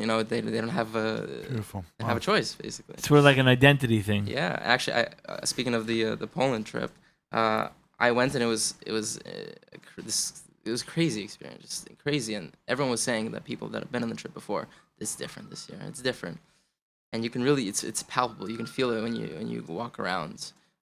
As a group, like you just feel it's so much more powerful. And then I went on a trip to Israel, actually also called Akiva, funnily enough, and we toured a kibbutz near Odz. And in the kibbutz, we sang the Shema, and I couldn't help but recall to when we were on the Poland trip when we were singing the Shema in the gas chamber. It's never hit us like this since the Holocaust, really. Yep. And now people are thinking twice about maybe Judaism has something to it. Wow. Wow. Amazing. Well, now's the time. Now is the time. Thank you so much, Roy Pollack. Thank you so much, David, for being here. Keep it up. Make it through the rest of the fast. You're doing great. Yeah. To me, I'm sitting here trying to fathom that this is your first, Tisha B'Av fast, but it's one of the greatest, sweetest moments of being a Jew. Is that second you look at your watch and the fast is over. Right. There's nothing, I'm telling you. And it's worth 25 hours for it's over 8:42 and you look up and you're busy, 8:43, right, right. And all the food becomes important. It's just, I'm looking forward to that feeling for you. It never gets old. I can do this, it never gets old. And when you have that moment in a few minutes, you'll be like, it was worth it. And David, by you being on this show, you're helping everybody at home get to that 8:43 moment. So you should know you have a part in that as well. So I want to thank you both for being here very much. And thank you for all the work that you do. Thanks. Spread the Keep light. It up, Rabbi. Keep it up. Project Inspire is doing incredible work. Thank you. Thank you. Keep it up. Amazing. You guys are amazing. And, we're actually discussing here, you mentioned Nir Oz, which is a kibbutz that I got to sit down and interview a woman for the Project Inspire film, A Little Bit of Light, that's showing on projectinspire.com. And I want the audience to pay attention to this clip because there's a moment on our video where this woman, a religious woman from Beit Vagan, is trying to figure out what she can do to connect to the hostages, the hostage families, etc. And this thing comes out in their community where take on a hostage, meaning make a place for the hostage at the Shabbos table, do good deeds in merit of the release of the hostages. And this is a story, and I want to speak about this because I want people to let us know if you want to get involved as well. You can contact us. I want to show you a short clip of a moment, a transition moment for this woman, Margalit, who sees a video about Shelley Shem Tov, the mother of Omer, who was featured in the Little Bit of Light video of Project Inspire. שלי, הפעם הראשונה שראיתי אותה זה בסרטון. היא ממש נגעה לי בלב. וממש באותו שבוע יצא איזה מיזם של כל אחד ייקח חטוף והוא יעשה לו מקום בשולחן שבת. אז אמרתי, אני הכי אזכור את השם של עומר בן שלי, כי ראיתי כבר, אני מכירה את האמא, ראיתי את הפרצוף שלה. ומאז עשינו מקום בשולחן שבת לעומר, וסיפרתי לילדים קצת עליו, קצת ממה שידעתי, דיברנו עליו בשולחן שבת, אמרנו פרקי תהילים, והחלטנו שכל מעשה טוב שעושים בבית, אנחנו עושים לזכותו, ושהוא שלי, הפעם הראשונה שראיתי אותה זה בסרטון. היא ממש נגעה לי בלב. וממש באותו שבוע יצא איזה מיזם של כל אחד ייקח חטוף והוא יעשה לו מקום בשולחן שבת. אז אמרתי, אני הכי אזכור את השם של עומר בן שלי, כי ראיתי כבר, אני מכירה את האמא, ראיתי את הפרצוף שלה. ומאז עשינו מקום בשולחן שבת לעומר, וסיפרתי לילדים קצת עליו, קצת ממה שידעתי, דיברנו עליו בשולחן שבת, אמרנו פרקי תהילים, והחלטנו שכל מעשה טוב שעושים בבית, אנחנו עושים לזכותו, ושהוא יחזור הביתה בעזרת השם. ותמיד אמרתי להם, בעזרת השם, כשעומר יחזור, אנחנו נלך לראות אותו ולומר לו, בכלל לא דמיינתי לאן זה יגיע. כמה זמן אחרי, צילי יצרה איתי קשר, ואמרה שהיא עושה אירוע ל3,000 נשים חרדיות. אני עד אז, את יודעת, העולם החרדי באמת לא... והיא הזמינה אותי, היא ביקשה שאני אהיה בפאנל. והקדוש ברוך הוא עשה שאני התיישבתי ליד שלי שם טוב, בשורה הראשונה. והיא יושבת לידי כל האירוע, ותמונה של עומר על הברכיים שלה, והיא מלטפת אותו ואומרת לו, חיים שלי, אני אוהבת אותך, ואני לא יכלתי לראות את זה. ניגשתי ואמרתי לה, אני רק רוצה להגיד לך שהבן שלך נמצא אצלי כבר כמה חודשים, יש לו מקום אצלי בשולחן שבת, הילדים שלי מרגישים אליו ממש כמו אח. יש תמונה שלו, יש צלחת. הילדים מתפללים בחיידר על עומר, מכירים אותו, יודעים מי הוא. איפה בעולם, איפה בכל מקום אחר יש כזאת אהבה למישהו? אומרים שמתגעגעים אליו. זה אי אפשר, זה כן, זה באמת להגיד זה חיבור שהוא מעל הטבע. Welcome back.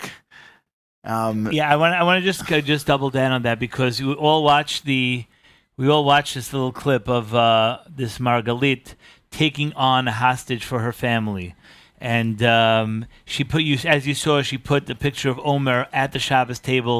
She told her kids about him.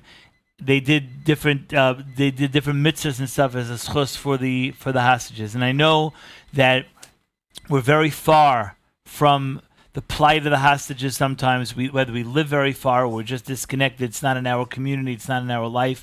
But here's a woman who took on to put this hostage at her table and to introduce her family to this hostage. I want to just appeal to all of you that are watching this, if there's any of you that would like to do a similar thing in which you're focusing on a hostage and their family. You don't know the impact that it can have, of course, Klape Shmaya, but even to the families of knowing that people across the world are thinking of them, are davening for them, are doing mitzvahs and ma'asim tovim. Please email us at info@projectinspired.com. It's info@projectinspired.com, and we will, Be'ez Hashem, connect you to a hostage. And while we're at it, if we could please have in mind in our tefillahs Omer Ben Sheli and Alexander Sasha Ben Lena Leah, who are featured in the film. Both these are hostages. May they come back speedily, back to their homes, back to Eretz Yisrael in good health. Okay, Charlie, we have an amazing guest with us. Yeah, here. we have a great guest here today. Yakir walks us with us right now. Yakir, tell us a little bit about how the past 9 months have been for you. I mean, this whole... By the way, this should be simple, because Yakir is an occupational therapist in elementary I'm sure schools. you had much... Right. This is all, life's going on. Life as usual. Yep. This show has been one long conversation about taking action. And when an opportunity presents itself, even though you feel like you can't, if you should, then do it. Tell us a little bit about your journey over the past 9 months, from being an amazing guy to never being home for Shabbos. So first, we can't start at 9 months. You got to start way back when. My story could start all the way back when, but I like to start it at COVID time. COVID time, I'm an occupational therapist in yeshiva elementary schools. All the schools shut down, had no work, no way to make a parnasa for my family. I have a younger brother named Oren, who's a dentist. 6 years ago, he quit dentistry and became an Amazon reseller. You can imagine how my parents felt about that. That was not a pretty day. Subsequently, after that, he made Aliyah, moved to Israel. He called me up during COVID. He said, Yakir, you're trying to help out with some hotel calls here and there in Queens, but you're not making a parnasa. Let me teach you about Amazon, and you could do a little bit of Amazon reselling, what I used to do in New York, New Jersey before he made Aliyah. So that's the way it is. Became an OT, moonlighting at night as an Amazon reseller. Why am I telling you any of this to start it off? Everybody knows what happened October 7th. Worst day in my lifetime for all of the year. October 11th, 2:30 in the morning, my WhatsApp starts ringing and ringing. I'm sleeping. It wakes me up, and this is how the phone call goes. It goes like this. I'm waking up. I go, hello? Hello, this is Major Daniel Jacob from the IDF. I said, who? So you don't know who I am. This is Major Daniel Jacob from the IDF. I need 88 Army boots. Can you help me? I said, what? I said, can you please help? We're about to go on a mission. We need 88 Army boots. I said, why are you calling me? He said, there are no boots here in Israel. Maybe you can buy them on Amazon. I said, Amazon? I sell Barbies and pots and pans. I don't know a thing about Army boots. He says, Yakir, we have nowhere else to turn. Please help us. How did he get to you? We've learned afterwards how he got to me. He got me one of his soldiers lives near my brother in Modin. So they heard about Amazon, they heard about this and that, but it gets bigger and you'll start to understand why he got to me. So you get a phone call like that 2:30 in the morning, you're not going, after October 7th, you're not going back to sleep. Thinking, what can I do? I have an amazing friend from Young Israel Housewood where I go to shul, amazing shul, who's in sneakers and shoes, sells hokas and on-clouds, things like that. I call him up in the morning to see if he can help. He says, I also know nothing about armies. But you won't believe this. A month ago, I saw an amazing deal on these Garmont, these Italian tactical boots. And I bought them, and I'm selling them on Amazon to hunters in Wyoming and Oklahoma. It's going great. I want to donate the 88 pairs to Major Daniel Jacobs. Well, great. We got our 88 boots. Perfect. Get the boots. We bring them. We get them over. My sister-in-law, Michal, in Israel, picks them up, brings them to Major Daniel Jacobs right before they go on their special mission. Just to give an idea, this is Major Daniel Jacobs, who's now Lieutenant Colonel Daniel Jacobs, in charge of 600 guys, not 88 guys. So we get him to him, and he sends me a WhatsApp that changed everything. Sends me a WhatsApp, and he says, thank you from the Yakir Battalion. Well, the Yakir Battalion? I know I got 88 boots, but you changed your name? That's a little bit much. He says, no. We heard about you and Amazon and your name. That's how we sought you out. We just didn't want to let you know, just in case you couldn't get the job done. We didn't want to make you feel bad. Min HaShamayim, first set of boots from Yakir to Yakir, 88 boots. Then he told us there's other guys who can use boots. Since then, we're here on Tisha B'Av to tell you we've delivered over 62,000 pairs of boots to our Chayalim, with thousands more on order. And we look at it, maybe this is Mechaper, the Sinat Chinam of the brothers and Yosef. You know, they took that money and they bought shoes with it. Pirkei de Rav Elazar said, they bought shoes. Maybe we can be buying these boots, Avat Chinam, for our brothers in Eretz Yisrael, and help that Sinat Chinam to bring Avat Chinam. Wow. That's how it originally started. In the last 37 Shabbases, I've been from neighborhood to neighborhood, speaking in shuls, all about it, haven't been home, and some wild things have happened on the trail. Tell us a little bit about the moments. I want to delve into the moments where of insecurity, of lack of. I want to understand the lack. The moments where you're on the phone and you're like, I can't do this. I wasn't made for this. You're leaving your family. Like, take us to those moments where you have this chalishas hadas. Like, me, Hashem. Yeah. So early on, in the first 3 weeks, 20 times, people said, you got to shut down. There's not enough finances. And I said, but they're calling and they need it. And they're calling and they need it. So you just try. I've never spoken anywhere publicly. And I finally got over that fear because I said, well, they don't have it. And if I'm unsuccessful, they don't have it. If I'm successful, they do have it. But what I speak about is we all have had, and I've had before, Major Daniel Jacobs moments where somebody calls you and asks you for the shul, for Project Inspire, get involved, do something. And you're thinking somebody more important, somebody with more time, somebody with more energy, they'll get it done. But the reality is, Hashem brought it to your doorstep. There's a reason, and if it's a proper mission, take a step forward, wow. and Hashem will do the rest to make it happen. Wow. That's how I feel it's about it. There's a rabbi in Israel, Rabbi Moshe Levi. He's a big tzaddik. He said to me once, he said, don't think for a second that when you have an opportunity, there's anything special about you. You're a shaliach. That's right. You're replaceable. If Hashem brought it to you, it's your schus to do it. That's true. What I've been lucky is that Hashem has brought message after message to you. Keep going, keep going. My nephew, Zach, his mother is boots in Israel. It's gotten 62,000 pairs to soldiers. Her son was in basic training during October 7. When he was in basic training, he got sick. They found out that he was allergic to the Israeli army boot. Her son, she had given out all these boots, was allergic to the Israeli army boot. We had to get him a different boot, and he's perfect. Now he's a paratrooper, doing great. I don't know how to explain it. We got press, and we started doing boot packings in schools and shuls, and we were asked to go to Las Vegas to a conservative shul, not yet religious Jews, to do boot packing for a B'nai Mitzvah. Beautiful thing. I said, can I have the B'nai Mitzvah kids' names so that we can do a video from Chaylim to let them know what they did? So they said Storm, Kiara, and Brian. I said, beautiful, but can I have their Hebrew names? I said, Hebrew names? They don't really know their Hebrew names.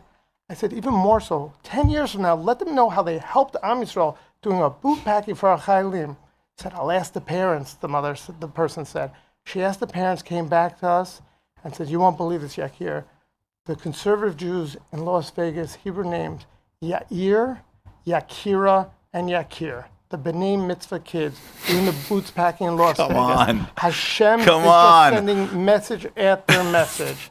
I love it. I have more of them that keep happening. I'm sure you do. Keep happening. Sure. And it's you know what makes it to me, I mean, what makes it so incredibly relevant is there's three pieces that really resonate with me, and I hope with others. Number one is the phone call. Number two is that you are looking for the messages. Like someone who doesn't want to do it will be like, well, it's a coincidence. You got your ear to the ground, and when Hashem sends you something, you're like, I hear you. And the other thing you said, which is so critical, I find with people that really do great things, is it's really not about them. It's really not their covet and there's no they're not looking for that little they get when we grew up, they put the star on the helmet or whatever it is. Like they just thought to themselves like, I don't know, it's for other. I wonder if that's as we're talking and you're listening, I hope people are listening. I wonder if that's the magic ingredients. If you just pick up the phone and stop worrying about being somebody else. So a lot of people want to be somebody else. So someone does something good, they're like, I should do something good. They want to do that thing. Right? Levi always says to me, he goes, stop trying to be like somebody else. So when you pick up the phone call Hashem sends you, when you listen to his messages and it's not about you, like I wonder if that combination leads you to do crazy stuff. Like it's you're shipping boots to Israel. You know what I'm saying? Like what? It doesn't even make sense. Like I would. The Army just got a package of like 25 F-15s for like $10 billion. Like they can't handle the boots. You know what I'm saying? Like the whole thing doesn't make any sense except for sometimes the basic things get it's forgotten. A crazy this thing. Came back from Gaza. This is coming back from Gaza. Your mother wouldn't let you play with this, but they're in war with this. Mainly the Miluim guys. They get it when they're 18. They're still wearing it when they're 30, 35. They're out there fighting for us. The achdus that this has created, that people can actually do something with their hands and participate. Everybody would love to help. People are donating, people are caring, people are going missions. But to actually hear the achdus together here has brought such ruach, spirit, on this side. That's not the boots that are going to win the war. Bring back the hostages. It's that love and care and mitzvos and that achdus that's going to win this war and bring back home our hostages safely. That's right. That's what it's about. Mitzvahs. Hashem wins wars. Yeah. Right. It's not boots. Right. It's not soldiers, meaning Hashem wins wars, and he gives us opportunities to get involved in chesed. I forgot which Rebbe said this, but a great one did. That someone else's gashmius is your ruchnius, right? Like it's the opportunity. Mitzvahs and maisim tovim and Torah and kedusha bring atzlacha. And when you see it that way, you become a worthy shaliach, because it's not about the boots; it's about the chesed, and that it's great. And most importantly, it's about you stepping up again. Meaning, going back to this, which is from your perspective, it's like it's not necessarily the outcome. It's I need to do this.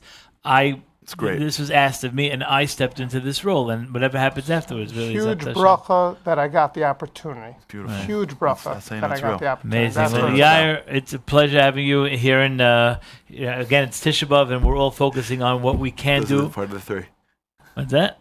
Yeah, he's go on. Part of the three, yeah. Yeah, the three people that were in the B'nai Mitzvah. Go on. Okay, the Yair, Nakir. Yeah. Right, it's amazing to have you here, and Mitzvah Hashem should continue to give you hatzlacha and opportunity to really and close me down.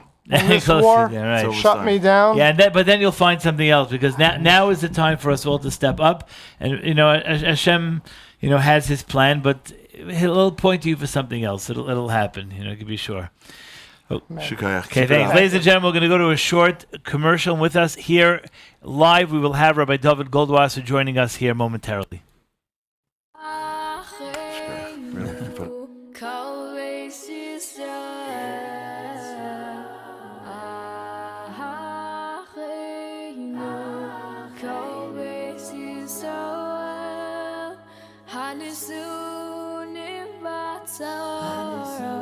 Batzaro v'ashivya ha'ayim dim vein bayam uvein bayam v'shachenu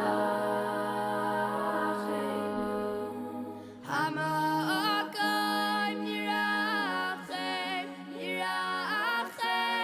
aleihem v'yaitziei mitzara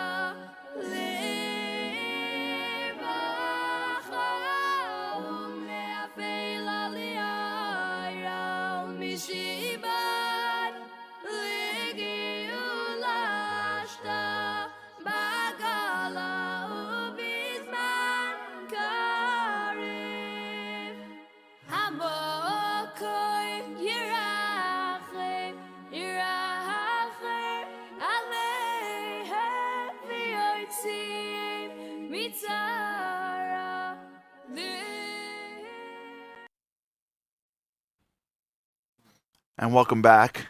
We're here with Rabbi Goldwasser, and it's a schus for us that we have on Tisha B'Av is the opportunity to be able to hear from the Rav live. We've been talking a lot about this idea of achrayus. We're in this unique period of time in which it almost feels like Hashem needs us all to step up, and in our own individual way, in a way that's bigger than it was before. And we're hearing stories left and right of individuals who were regular people until they got the call. How does the Rav touch it up where we're at Tisha B'Av, achrayus, and what's the message that we can take away from Tisha B'Av to becoming a generation that won't have another Tisha B'Av? Charlie, it's a schus to be here, Project Inspire with Rabbi Yaakov. I cannot tell you. I do not look forward to another Tisha B'Av, but I do look forward to being together with you and all that you do. What Hashem is telling us is a simple chazal. The reason the thunder was created is to straighten out the crookedness of our heart. Simchas Torah came October 7th. It straightened everybody out. It shocked everyone to begin to calibrate, to understand what's our tafkid, mat tafkid shel adam b'olamo, what's our purpose in this world. Anyone, from people in Eretz Yisrael, from the Heilige Chayalim, to people that are just regular individuals, Echad min Ashura, to people in the States and around the world that have understood that this is calling us to something higher. It's a sense of urgency. It calls us to be everything that we can be. It is no longer the time to settle. I'll get to it. I'm going to settle for mediocrity right now. Everyone has a sense of mission. There's not an individual. This guy with his boots, it's unreal. To think of an individual that was able to do such moifsim with boots. And fascinating, we're coming to the end of Tisha B'Av. The first thing we do, we put our boots on. She'osali kotzaki. I can't make that bracha because it's all in the boots, it's all in the shoes. So it's fascinating that everybody has reached for something higher. And the people themselves reach for something higher. The hostages, they reached higher. How is it possible? A hostage, ein chavush mater atzmon beis asurim. The prisoner can't release himself from prison. So what happens? Nili Margalit is a nurse by profession. She was taken on October 7th, taken in chains, and she's a hostage in the tunnel. In the tunnel. Yet, she continued to be a nurse in the tunnel. She started to find out who, lo aleinu, has a medical condition, who needs therapy, who needs medicine, who needs some type of attention. And she began to minister to the people that were there, to the hostages.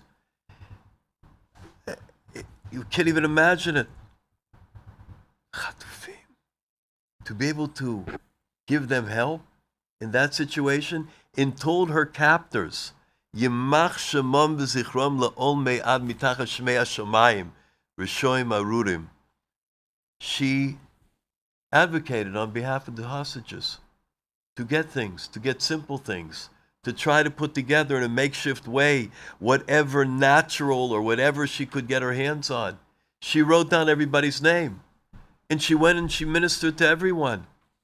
Hashem Yisbarach sent the Malach Raphael to the gates Salmovis, to the darkest place on earth.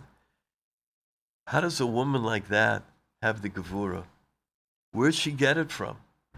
She wasn't trained in hostage life, in living in the sewer, in having someone pointing a whatever the rifle was at them the entire time. Where did she get it from?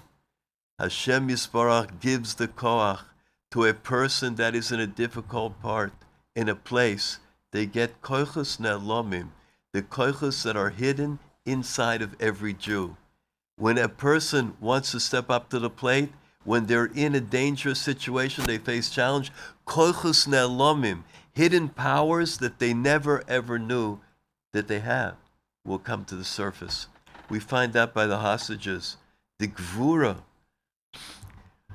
what has happened in Klal Yisrael, the gvura of a general that sees a grenade that's about to explode, Navon, he falls on the grenade and he saves all his troop. And he was Moshe Nefesh al Kiddush Hashem. How is it that these people have that power? They're kochos ne'lomim. It is in the power of every Jew to step up, to go realize they have a higher calling, and to find it within them, to activate, and to at the moment of need, to realize the sense of urgency and to step up. I had the schus to be in Eretz Yisrael right after the time, and we went to several of the hospitals and the army places, and went to Vimvaka Choyle. There was one soldier, unbelievable chayal, each of them, Anshe Chayal, Gibore Koach. You need an example in this world to be able to look up to see Gvura. You don't have to start searching through the archives. Just go. Go into any hospital. Go into any army troop.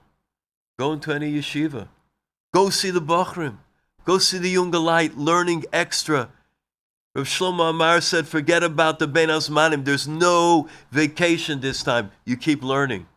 Go and see any place where they say Tillim, and you see a few tears in the shuls.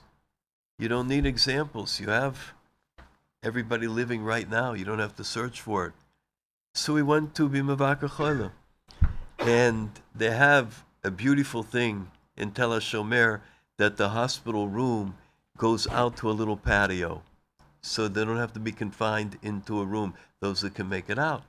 And we're with a soldier, a chayal, not religious, not yet religious. And he's sitting there really very, very wounded. I brought together with me a person plays guitar because it's helpful sometimes. It's a little difficult, a little challenging. Sometimes it goes quiet a little bit. Someone to play guitar, and he knew everything. He knew whichever niggin, Israeli niggin, Chassidish niggin, he knew everything. He was just the right guy to have. So I pointed at him. There were about 10 people standing around, and this soldier's family. I said, maybe you play niggin. So he asked the soldier which song he would choose, which song the soldier wanted. Now, judging from the outward look, from the chitzonius of that soldier, I thought for sure, Am Yisrael Chai. Am Yisrael Chai, Aluf HaOlam, you know. I thought for sure it was going to break down with some good Halev Shali rap. Yeah. He says, Ko'ech Soif. The guitarist thought there must be a popular Israeli song, Ko'ech Sof, that just happens, the words fit in the Ko'ech. So he says, excuse me, Ko'ech Sof? The soldier, Ko'ech Sof! You don't know how to play it? He tells him in Hebrew. Yeah, I'm sorry. He begins the Ko'ech Sof. Ko'ech Sof. Unreal. I'm standing with a father. The father, what shall I tell you? You wouldn't find him in the shtibel. My arms around him. And I figured, there's a lot of stanzas to Ko'ech Sof. How you going to know Ko'ech Sof? The father knows Ko'ech Sof. More than that, some of the Eden that I came with were Binyamin. He's looking for a sitter from Machzor somewhere I can find Ko'ech Sof, know how to sing the thing. The soldier, the chayal, that is sitting there, begins to sing Ko'ech Sof beautifully. Yegailu midosecha talks about the midas Hashem Yisborach to have Rachmanis on Klal Yisrael, and he's singing it with full kavana, bislavus, bikdusha, b'tahara. I left the father, and I went and sat together with that soldier. It was surreal. It was a moment nicht von der Welt. It wasn't from this moment. It was not from the world, it was somewhere else. I thought after that, do you know the koiches of any Yid? Do you know the power of any Jew? Der koiches. Do you know the fromkeit, the religiosity, the spirituality? It is utterly impossible. I can tell you, after that incident, we just stayed for a moment in the line. After the niggin finished, nobody moved. It was like they were in a trance. And then we left. I saw a lot of things on that days that I was there, but that somehow it went into me. It was from a different world. I went to another soldier, and in bed, he was in a different facility, Ein Kerem. And he was there in his bed, and every minute I was trying to make conversation with him, and we were talking Torah, talking different things. He kept saying, bracha, bracha, refuah shalema, bracha, refuah shalema. I said to him the bracha. Then he, a few minutes later, started, bracha, refuah shalema. I thought maybe he wants the nusach. I said the nusach. I said the regular version in the prayer book. He kept asking. Finally, his commanding officer came to visit him. He was in the hall, and one of the people came in to tell me. I said, I'm the commanding officer, who am I? Let the commanding officer come. He's a godel. I'm one of the little ketanim that came today. So I went out, and he said, no. I said, no, please. He went and visited him. When he was finished, he came out. I said, could you tell me, is he okay?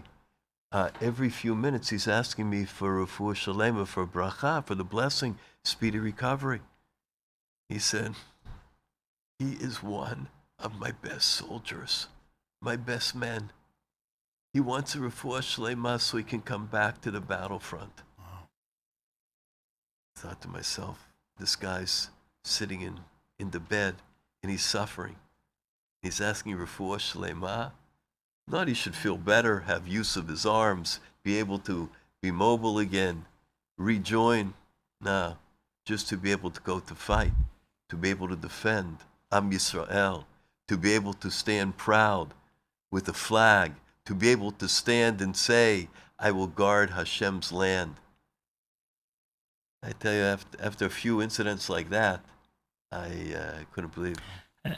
I found, Rabbi Goldberg, I found that I brought this up earlier, which is that sometimes you find, in these days, that we're going to be mechazik people, and like you mentioned, we don't realize where they're holding and what they have to be able to give us in return. It was so unreal. There was one of the people from the Shtachim who was in a wheelchair, and his children had come to visit him. Little children, a big kippah, the payas. I'd say the guy was about 40, and I went to him and I wanted to talk with him. He shows me over there the children. He shows me the children. I know what he wanted. He was a little bit emotional, so I went and I said hello to the children. I came back to him. He said, the children. He says, can you give them a bracha? I said, certainly. I went over to give them. He says, Ala Rosh. He shows me the way he wants it. And I thought to myself, selfless. Who's he worried about? He's worried about his children. What are any of the people in Eretz Yisrael? What are any of them? It's only for the next person. It's complete. There's no self there. It's selfless. And I see it from here. A bocher came to me from Queens. His parents are making a beautiful bar mitzvah. Bimlo muvan. Beautiful bar mitzvah. Everything. Music. Whatever a person could dream of. He said, I heard that in Eretz Yisrael, there are Yisomim that cannot have such a bar mitzvah because the father isn't here anymore and they don't have. So he says, I feel a little funny because we're having, I don't know how many piece band he's having, And I heard there's boys that don't have anything at all. Rebbe, should I make the bar mitzvah or not? His parents gave him the choice to have it or not. He was bothered. I told him, you should make the bar mitzvah. But make a bar mitzvah for the children there too. Make a Suda. And you have this telephone now. You can FaceTime your Suda with his Suda. And you'll all be connected. And you can sing to each other and give a bracha to each other. Beautiful. A bocha bar mitzvah of 13 years old.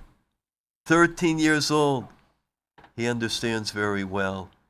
I can only tell you a joke for Tisha B'Av, the Kova Tisha B'Av. Rabbi Meir Shapiro of Lublin came to get the money.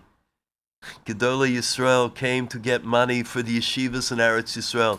Ein Gedolei Mizu. Reb Dov Landau. All the tzaddikim. Reb Don, the Mashkiach. All the great tzaddikim came to raise money. It's the greatest thing in the world. Reb Meir Shapiro came to raise money for Yeshivas Chachmei Lublin. So he went, and people were not so tuned in. They loved to hear his oratorical skills, but they weren't tuned in to his message to give the money.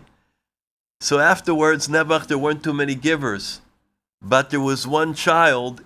An adult was very upset that the child came to the speech. Why are you taking up room? Leave it for the adults. So he says, you didn't even understand what the Rebbe was saying. He says, yes, I did. He was talking about money, about geld. He wanted money. Rameir Shapiro said, hot pashtanin beser. He understood better than everybody else here today. Right.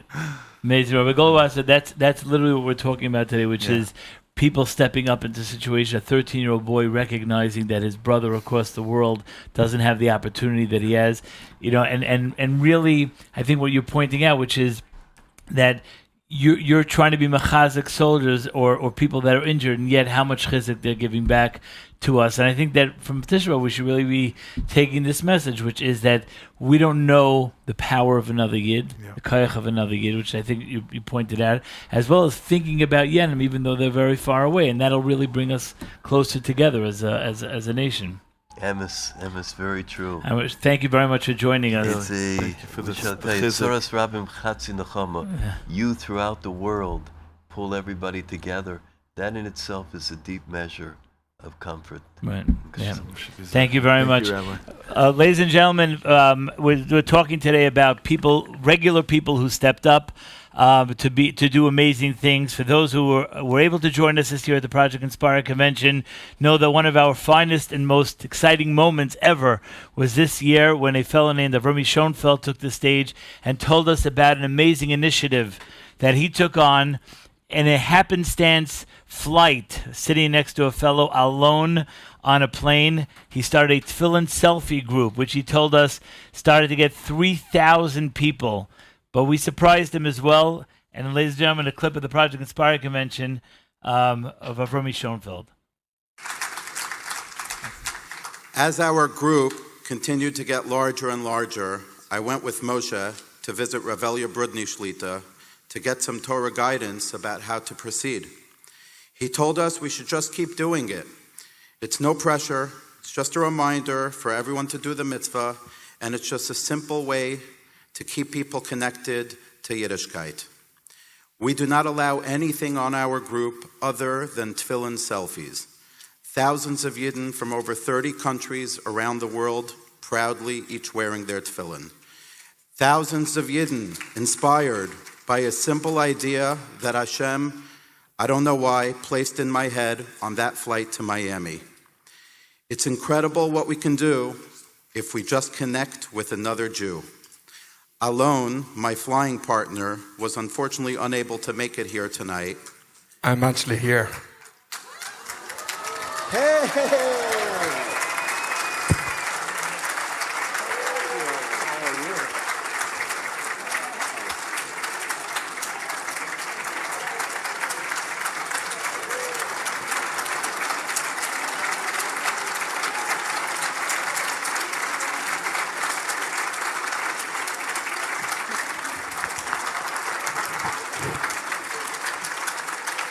Wow, what a surprise. But I just wanted to say, I know how much it has meant to him, to Alon, and I know how much that this has changed his life. I just want to end by telling you that the person that I am today is definitely not the person that I was a year and a half ago. This experience has totally transformed and changed my life. Now that I see how open people are to joining such a club where there's no judgment, just camaraderie as Jews of all kinds, I approach anybody that I see who looks like they could be a candidate for our tefillin selfies. No outward appearances or walls can stop me if they are Jewish and they look like they could be elevated by joining our group. We approach them. People want to connect, and all we have to do is reach out. This has totally changed me, and I'm so happy, and thank you so much.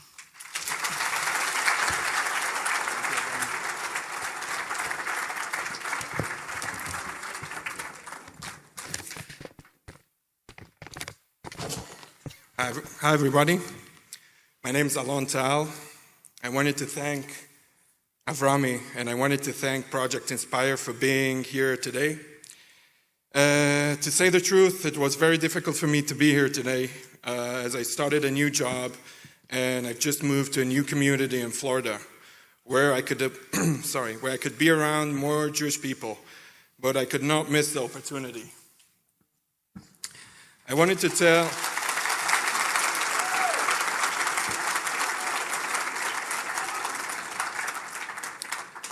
tell you one more amazing thing. I left Israel many years ago, and I left my tefillin behind. That was many years ago. 8 months before I met Avrami, on that plane, my mom came to visit me from Israel. She brought the tefillin with her. I asked her, why did she bring them? She didn't know why. There was no specific reason. She said she just felt like it was a good idea to bring them with her. They sat in my apartment for months, gathering dust. Then I met Avrami, and he challenged me to take the selfie with a tefillin. Since that day, I put on my tefillin every day, and I send a daily tefillin selfie.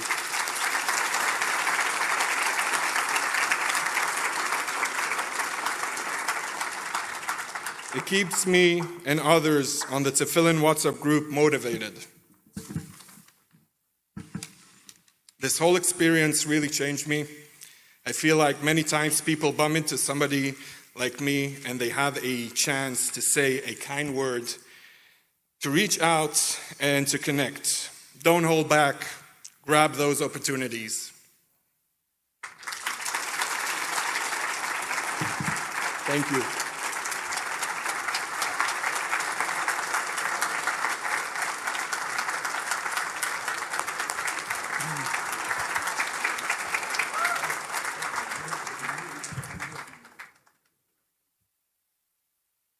I just wanted to ask you a question.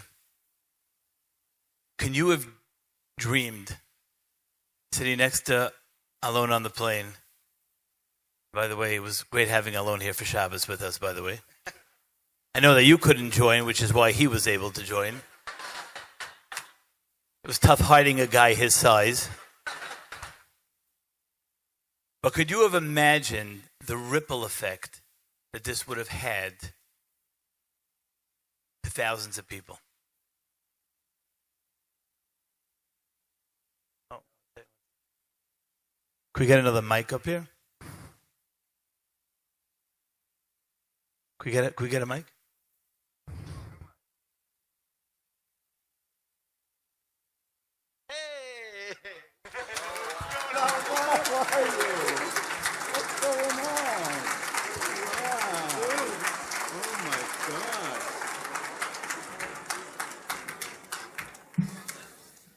Avrami, I was asked to come here and express the impact that you've had on me.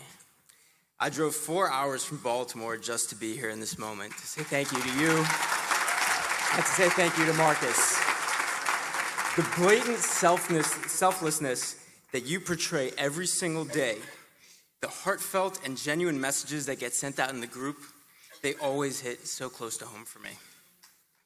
The fact that I got a call personally from the both of you when I joined the group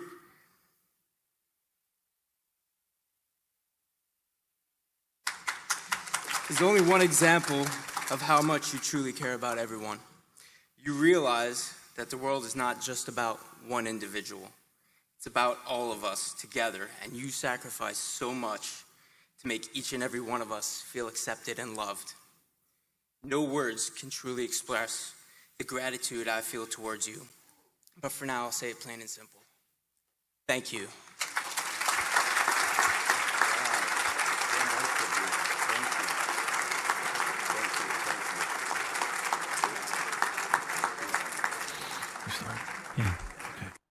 Wow. Okay, Charlie, I sort of feel like I had enough airtime with Avrami over here, but Keep this on is one of the going. better moments because people who were sitting there recognize someone who they know from the community in Avrami and basically said, if you could do something as simple as that, right, and create 3,000 people on a group that are sharing their tefillin selfies, people who wouldn't otherwise be involved in tefillin, or people who were disconnected from tefillin for such a long time, such as a guy like Alon. That was one of the most inspiring moments at our convention. Wow. So it's what blows me away is the impact. I'm sure it blows you away as well, like just the level of impact. But let's break it down to the beginning. Take us to the plane and tell me the feeling you had sitting on the plane going like, should I, shouldn't I, should I, shouldn't I? What, take us back to the beginning. No, it's, first of all, thank you for having me on, and I hope everybody is feeling well. And it's pretty crazy. I go back and think it's close to 2 years ago now. November will be 2 years. And, I was on my way to a Siyam Hashas Yerushalmi that Art Scroll was doing in Florida. And there were storms, and I changed my flight 4 times. I was traveling with 3 friends. And, I don't know, I sat down, and, this guy, he actually initiated, to me. He's like, I hate traveling. I'm very nervous. And Alon is watching. So, Alon, nice to see you. But he said Which makes to him me, coming up even more special to the Project Inspire thing. Alon's an amazing person, and I get inspired all the time just, seeing somebody like that. But it's just truly remarkable. You see somebody who just otherwise you really wouldn't talk to. Usually I get on a plane, I don't want to talk to anybody. But it was really nice. He connected with the fact that we were both Jews, and that's what he honed in on. And that's what he took out of it. And, I don't know, again, I still don't know why, Hashem put it in, my head. And I think he said that the last time, I was trying to run down and say, what was the last thing you did that was Jewish? And, I said, do you keep Shabbos? Do you eat kosher? Do you this? Do you that? Everything. He said no. And I said, when was the last time you davened? And he's like, some lubab guy put tefillin on me in the airport like 10 years ago. And that's the only reason why I said to him. I asked him if he ever wears tefillin, and he said, no, I don't. So, it's just. So what'd you say? I told him, I said, we're going to say Tehillim together, and we'll say Tefillas Haderech, and if everything goes okay, tomorrow morning I want you to put on tefillin. And he's like, you sound like my dad. Why are you pushing me? And I said to him, I'm like, listen, it's for you. It's not for me. It's for you. So a lot has changed since that weekend, I have to tell you. Alon actually quit his job.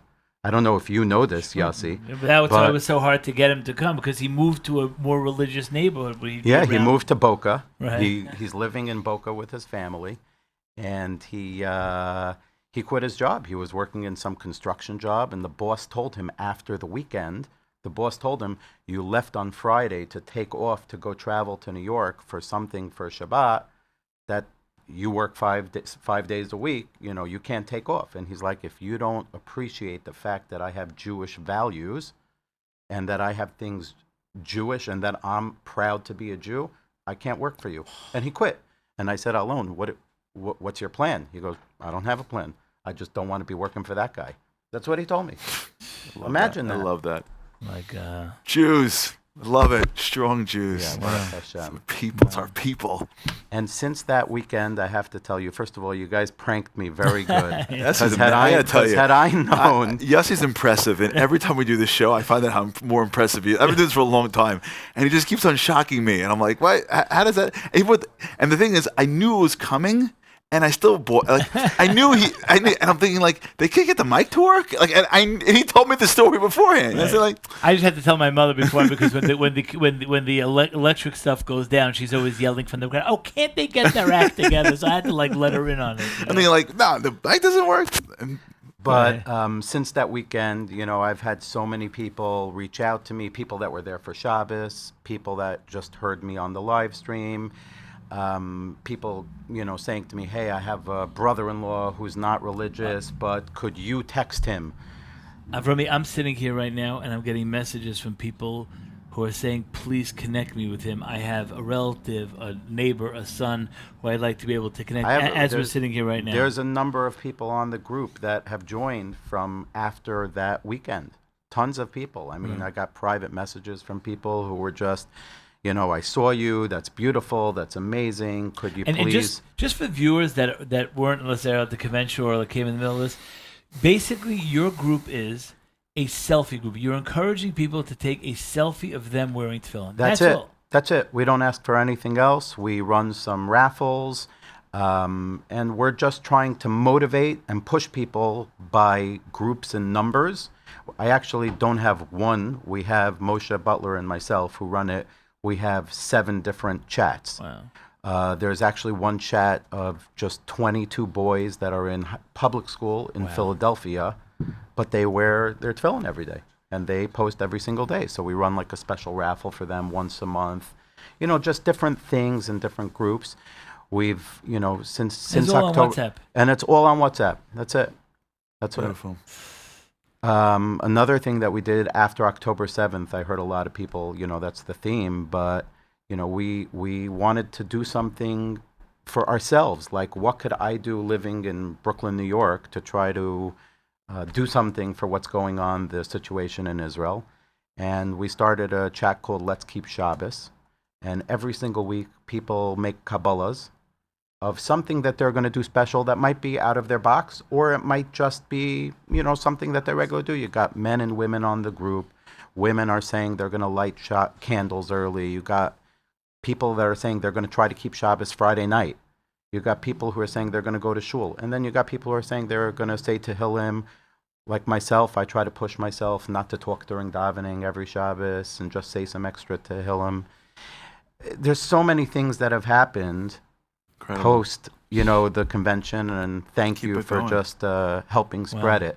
One of the things that happened was Dr. Fegi Zakheim from Rage. She approached me and she asked me, she lives here in Flatbush, and she asked me if I'd be willing to come on a Friday night and speak at her house by one of her Shabbatons. And after a few tries, I finally was able to make it happen, and I spoke in January in her house, and it's just amazing. You had probably 100 boys, not boys, but like men and women, young men and women who were there for Shabbos. And, I just got up and spoke and said the spiel and told them, the story that happened.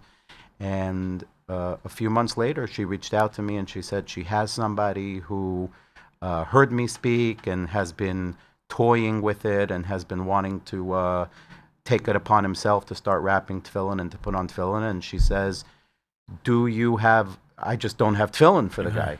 So I said, yeah, we have a few pairs of tefillin that we brought in, that we've gifted to people over the years. And I said, sure, I'll get you a pair. I got a pair. I had never met this guy. I didn't know who he was. I didn't even know his name. We have him here with us today. I know. We do. Michael is with us here in the studio. Yeah, so you sorry, yeah. Go ahead. How are you, Michael? Thank you for having me. Great that you're on. And so you got a hold of a pair of tefillin? So I got a hold of a pair of tefillin, and she said she wanted to present those tefillin to Michael. We should present them to Michael. Actually, Rabbi Pollack, who was on earlier, knows Michael and was there when we did it. And it was right before he was going on a trip to Israel. And I gifted somebody that I never met before a pair of tefillin, and he's been wearing them every day since. Amazing. Wow. What is that like? Tell us. Where are you from, Michael? Tell us a little bit about what got you to this point. Well, first of all, I just have to say how grateful I am and how thankful I am to Abe, to Avram, for gifting me this tefillin. I think what I've realized is that you've gifted me a connection with Hashem that I previously didn't have. And I had no way of connecting prior.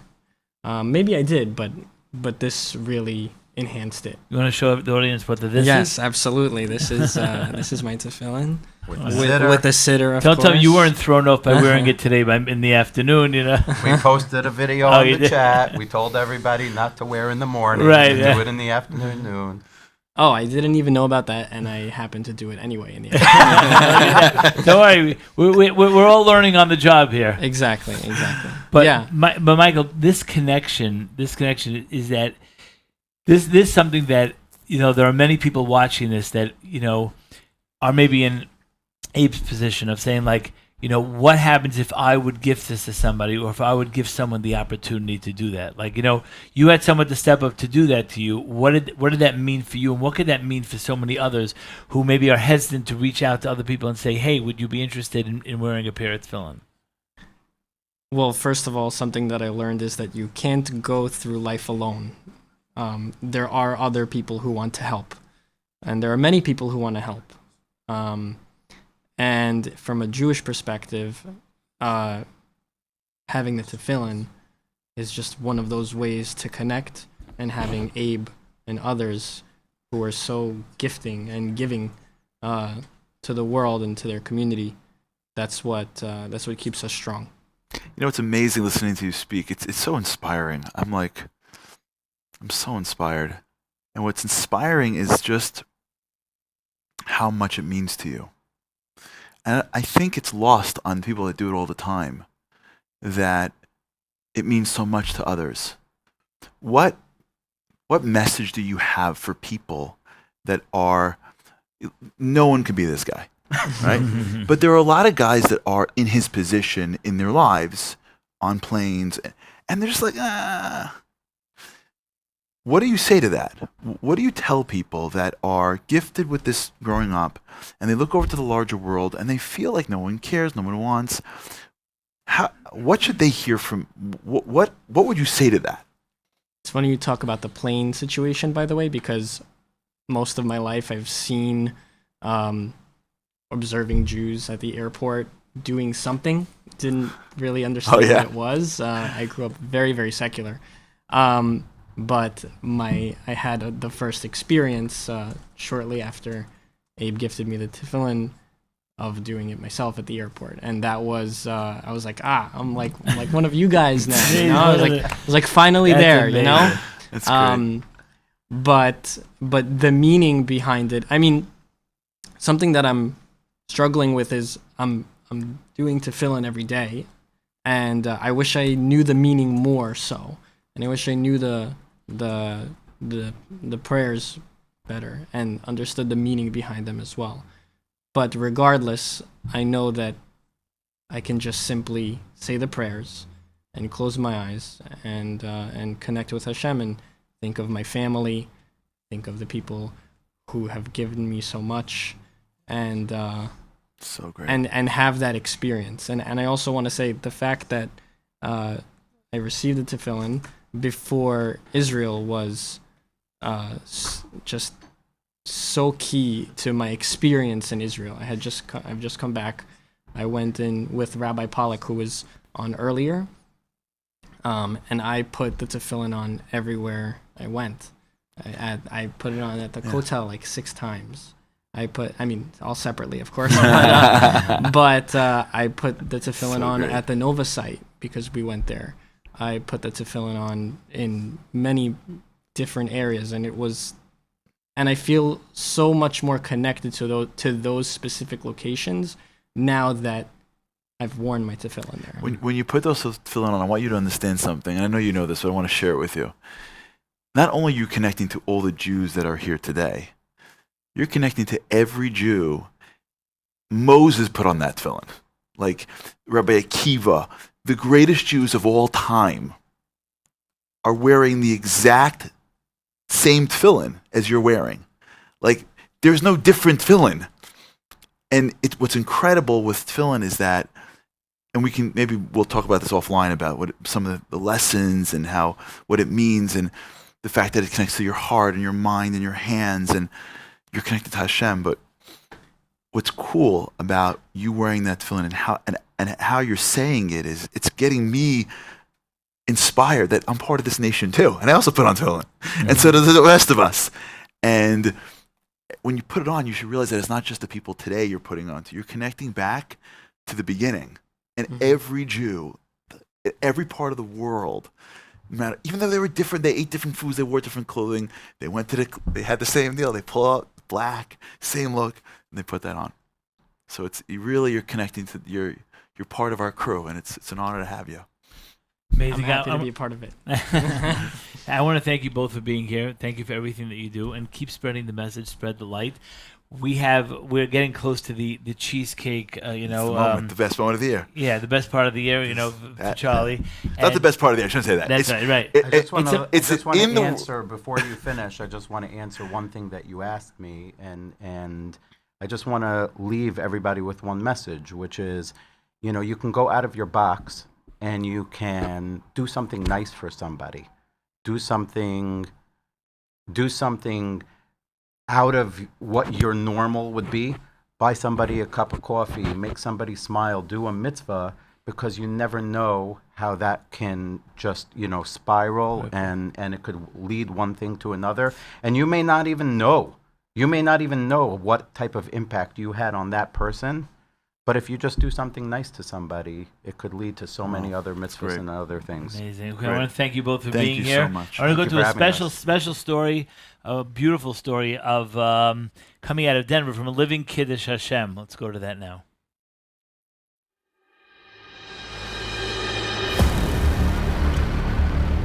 One day I got a phone call from a young man who was interested in a black lacquer bedroom set I had advertised. And at the same time, he said he had a limited budget of $700. I said, sure, come in and I'll be glad to work with you. Shortly after that phone call, a young guy walked in, and on both arms he had the most gruesome tattoos I've ever seen. I was really in shock to see such a thing, but he identified himself that I'd spoke to somebody about a black lacquer bedroom set. So I proceeded for about the next hour to walk around the store. We picked out merchandise. My father, seeing all his hateful tattoos, kept ignoring them and really went out of his way to assist and make sure he stayed under his budget. We came to the sales counter, and as he was watching me write up the receipt, he noticed that I was obviously giving him a discount. The original ticket came to over $900. I discounted it down to the $700 we agreed on. It was, amazement to this customer how my father went out of his way to really pay attention to his budget and keep him under that and still give him amazing service as if he was spending, thousands. He paid me, and then we proceeded to load his truck. It was a hot summer day. We both worked up a little bit of a sweat. My father offered him a Coke and said, hey, sit down, cool off a little bit. And they started chatting a little bit and having a conversation. Of course, I couldn't hold my curiosity longer, and I said to him, I can't help but notice your tattoos. I go, you really don't believe in that stuff, do you? He goes, well, yes, I do. He proceeded to tell me he and his cohorts have done a lot of bad things to people of color and to Jewish people, and that Jews are liars and thieves and bad people. And about that time, I decided to take off my cap, and I shared with him, well, I'm Jewish. He says, well, you're not a real Jew. And I said, yeah, I'm a real Jew. I live as a Jew. And he said, but you were so nice to me. And he said, you gave me a discount. And I said, well, the Torah teaches us that's how we treat people. And I said, even though that I saw your tattoos and I was like in shock, but inside, I knew that I had to treat you properly, so I did. But I want you to know that nothing's good does not happen with this. You're either going to be shot and killed, or you're going to be sent to prison. I don't see anything happy coming from the behavior that you're being part of.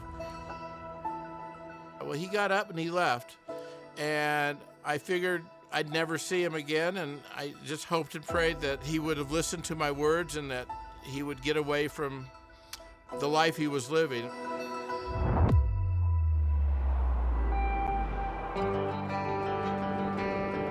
About a year later, the same man came in, only this time he was wearing a long sleeve shirt, and he was dressed and professional looking. Right away, he says to my dad, hey, do you recognize me? And my dad said, well, of course I recognize you. You're a face I'm never going to forget, after our meeting last year. And he said, well, I came in today to give you an apology. And I said, why are you giving me an apology? He says, I now realize how repulsive my tattoos are. I will always keep them covered unless I can have them removed someday. He gave me a hug, and he was very emotional. And he told me that obviously I had changed his life.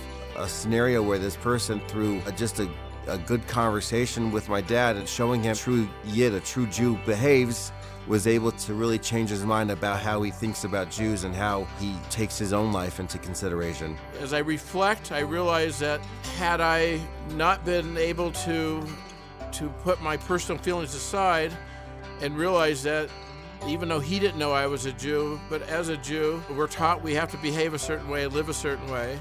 I'm very thankful that Ribbono Shel Olam gave me the strength and the ability to do that. I had no idea that it would change his life. With Hashem's blessings, it ended up being a happy ending.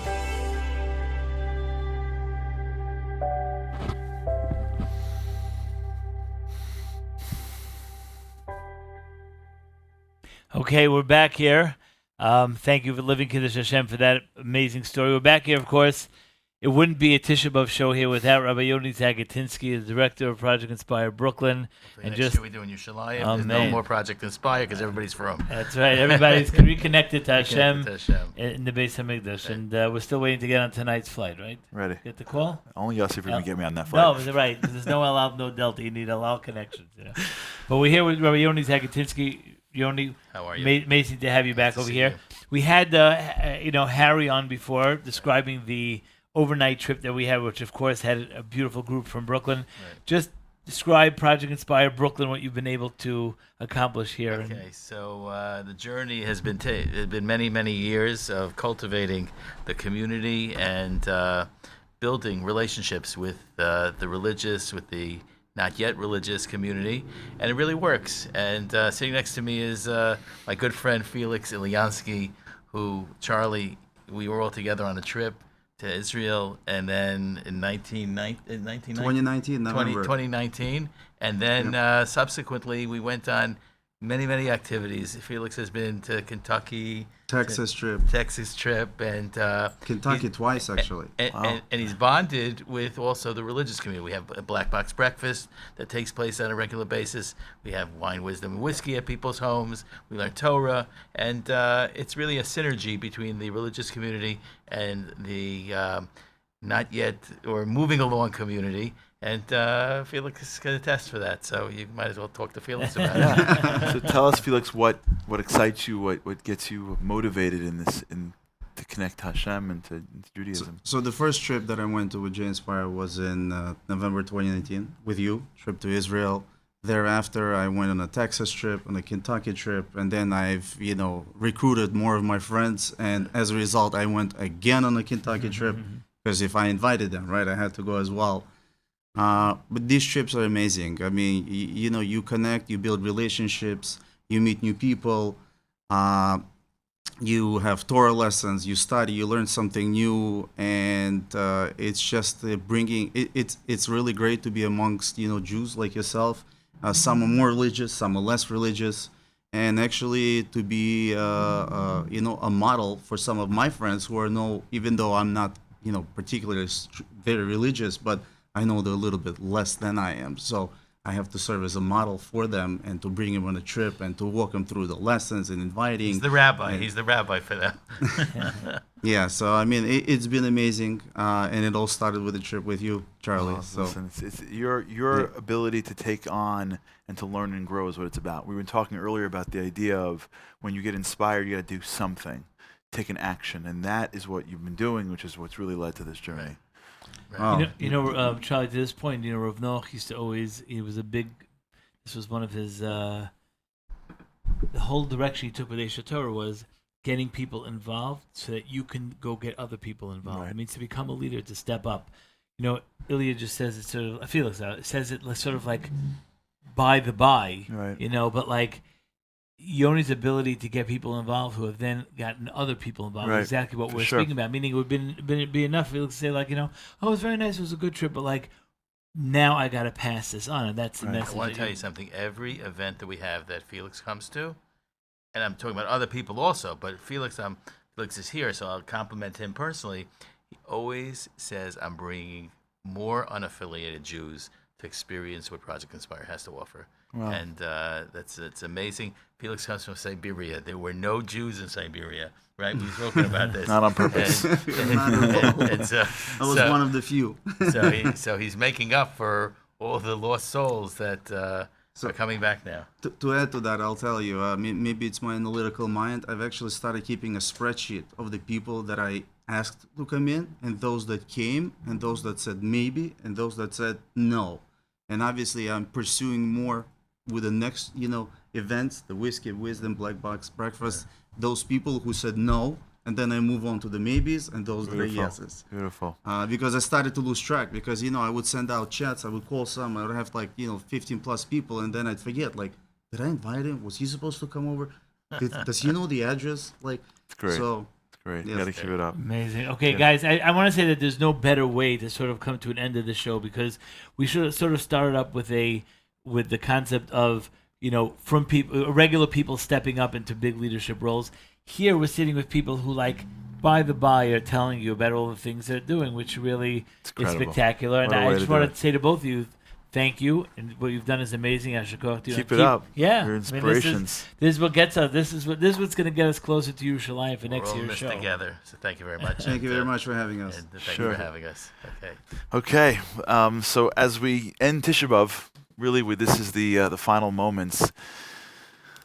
I think we have to just think through what we've been going through in the past 2.5 hours, and maybe walk away with a lesson. First and foremost is we have to remember one thing, which is that our hopes and our prayers have to be with Geula. We have to worry about Hashem's kavod, His honor, His glory. And in doing that, we have to remember that, as the Ramchal says, He has a kingdom, and He splits up His jobs to the entire world. And me and you are here for a reason. We're here to restore the glory to His kingdom. It's an incredible task, and it's a daunting task. But it's one that if your eyes are open, you have. And some days the call comes in the middle of the night, and some days it comes on an airplane, and some days it comes at a trip to Israel.